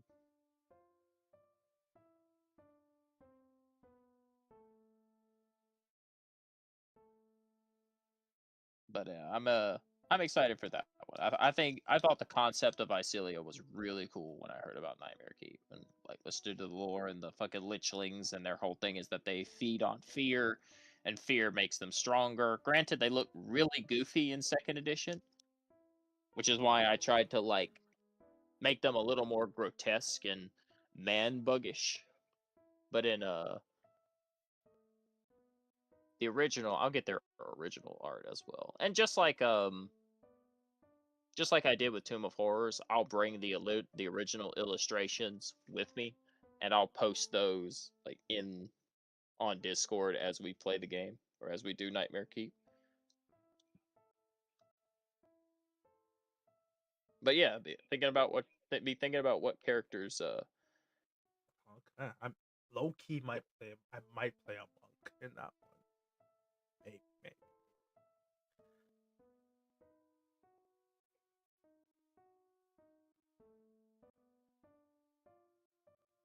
But yeah, Icelia is cool. Icelia is like she's basically just the female Acererak. She's supposed to be one of the most powerful liches to ever live, but I kind of tweaked Nightmare Keep a little bit or tweaked the story to be that in this she's already dead, Mm. unlike Acererak who's still alive. Well, still undead. But here, I'll put the lichlings in the general chat for the campaign, so you can see what they look like in Nightmare Keep. Also, there was another reference in here to Nightmare Keep that we didn't see, and I'll post that as well. That's what the lichlings look like in originally in Nightmare Keep.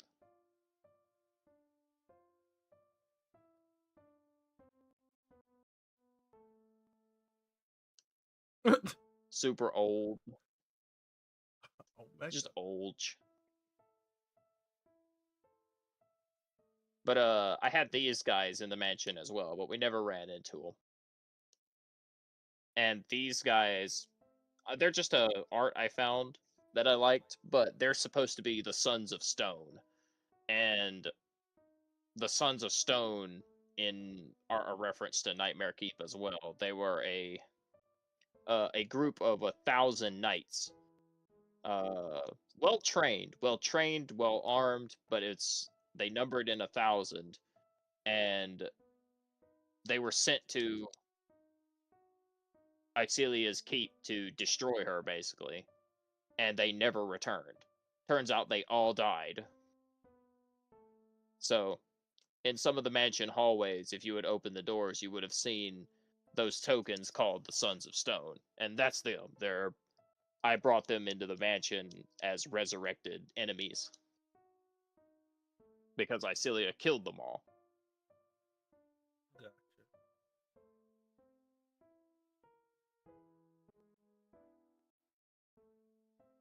But we just never saw them.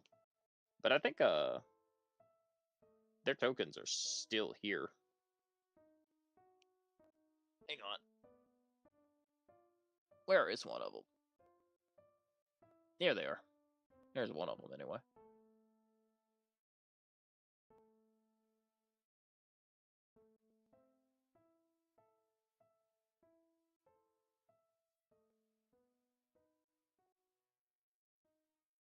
But yeah, I thought they were cool. I thought the fact that in Nightmare Keep, you talk to the king who's like tells you that they went up there to fight Icelia and they never returned, and then when you explore her dungeon, you find out from one of the NPCs inside the dungeon that she killed all 1,000 of the Sons of Stone, and it's meant to be like a what the fuck moment because they're supposed to be like the best knights in the land or of the area. So yeah, I thought they were cool. But I don't want to spoil everything. Just talk about the stuff that I put in the mansion that's a reference to that module. But that's about it. I gotta stop there though, because Alright. if I keep talking, I will talk myself in circles, and I have to go to the fuck to bed for work. Alright. So I appreciate it, everybody. Thank you all for playing, and I'm glad you all had a good time. And I will see you all next time. So goodbye, goodbye, goodbye. Alright. Later. Bye. Alright, I'm gonna end stream there. So until next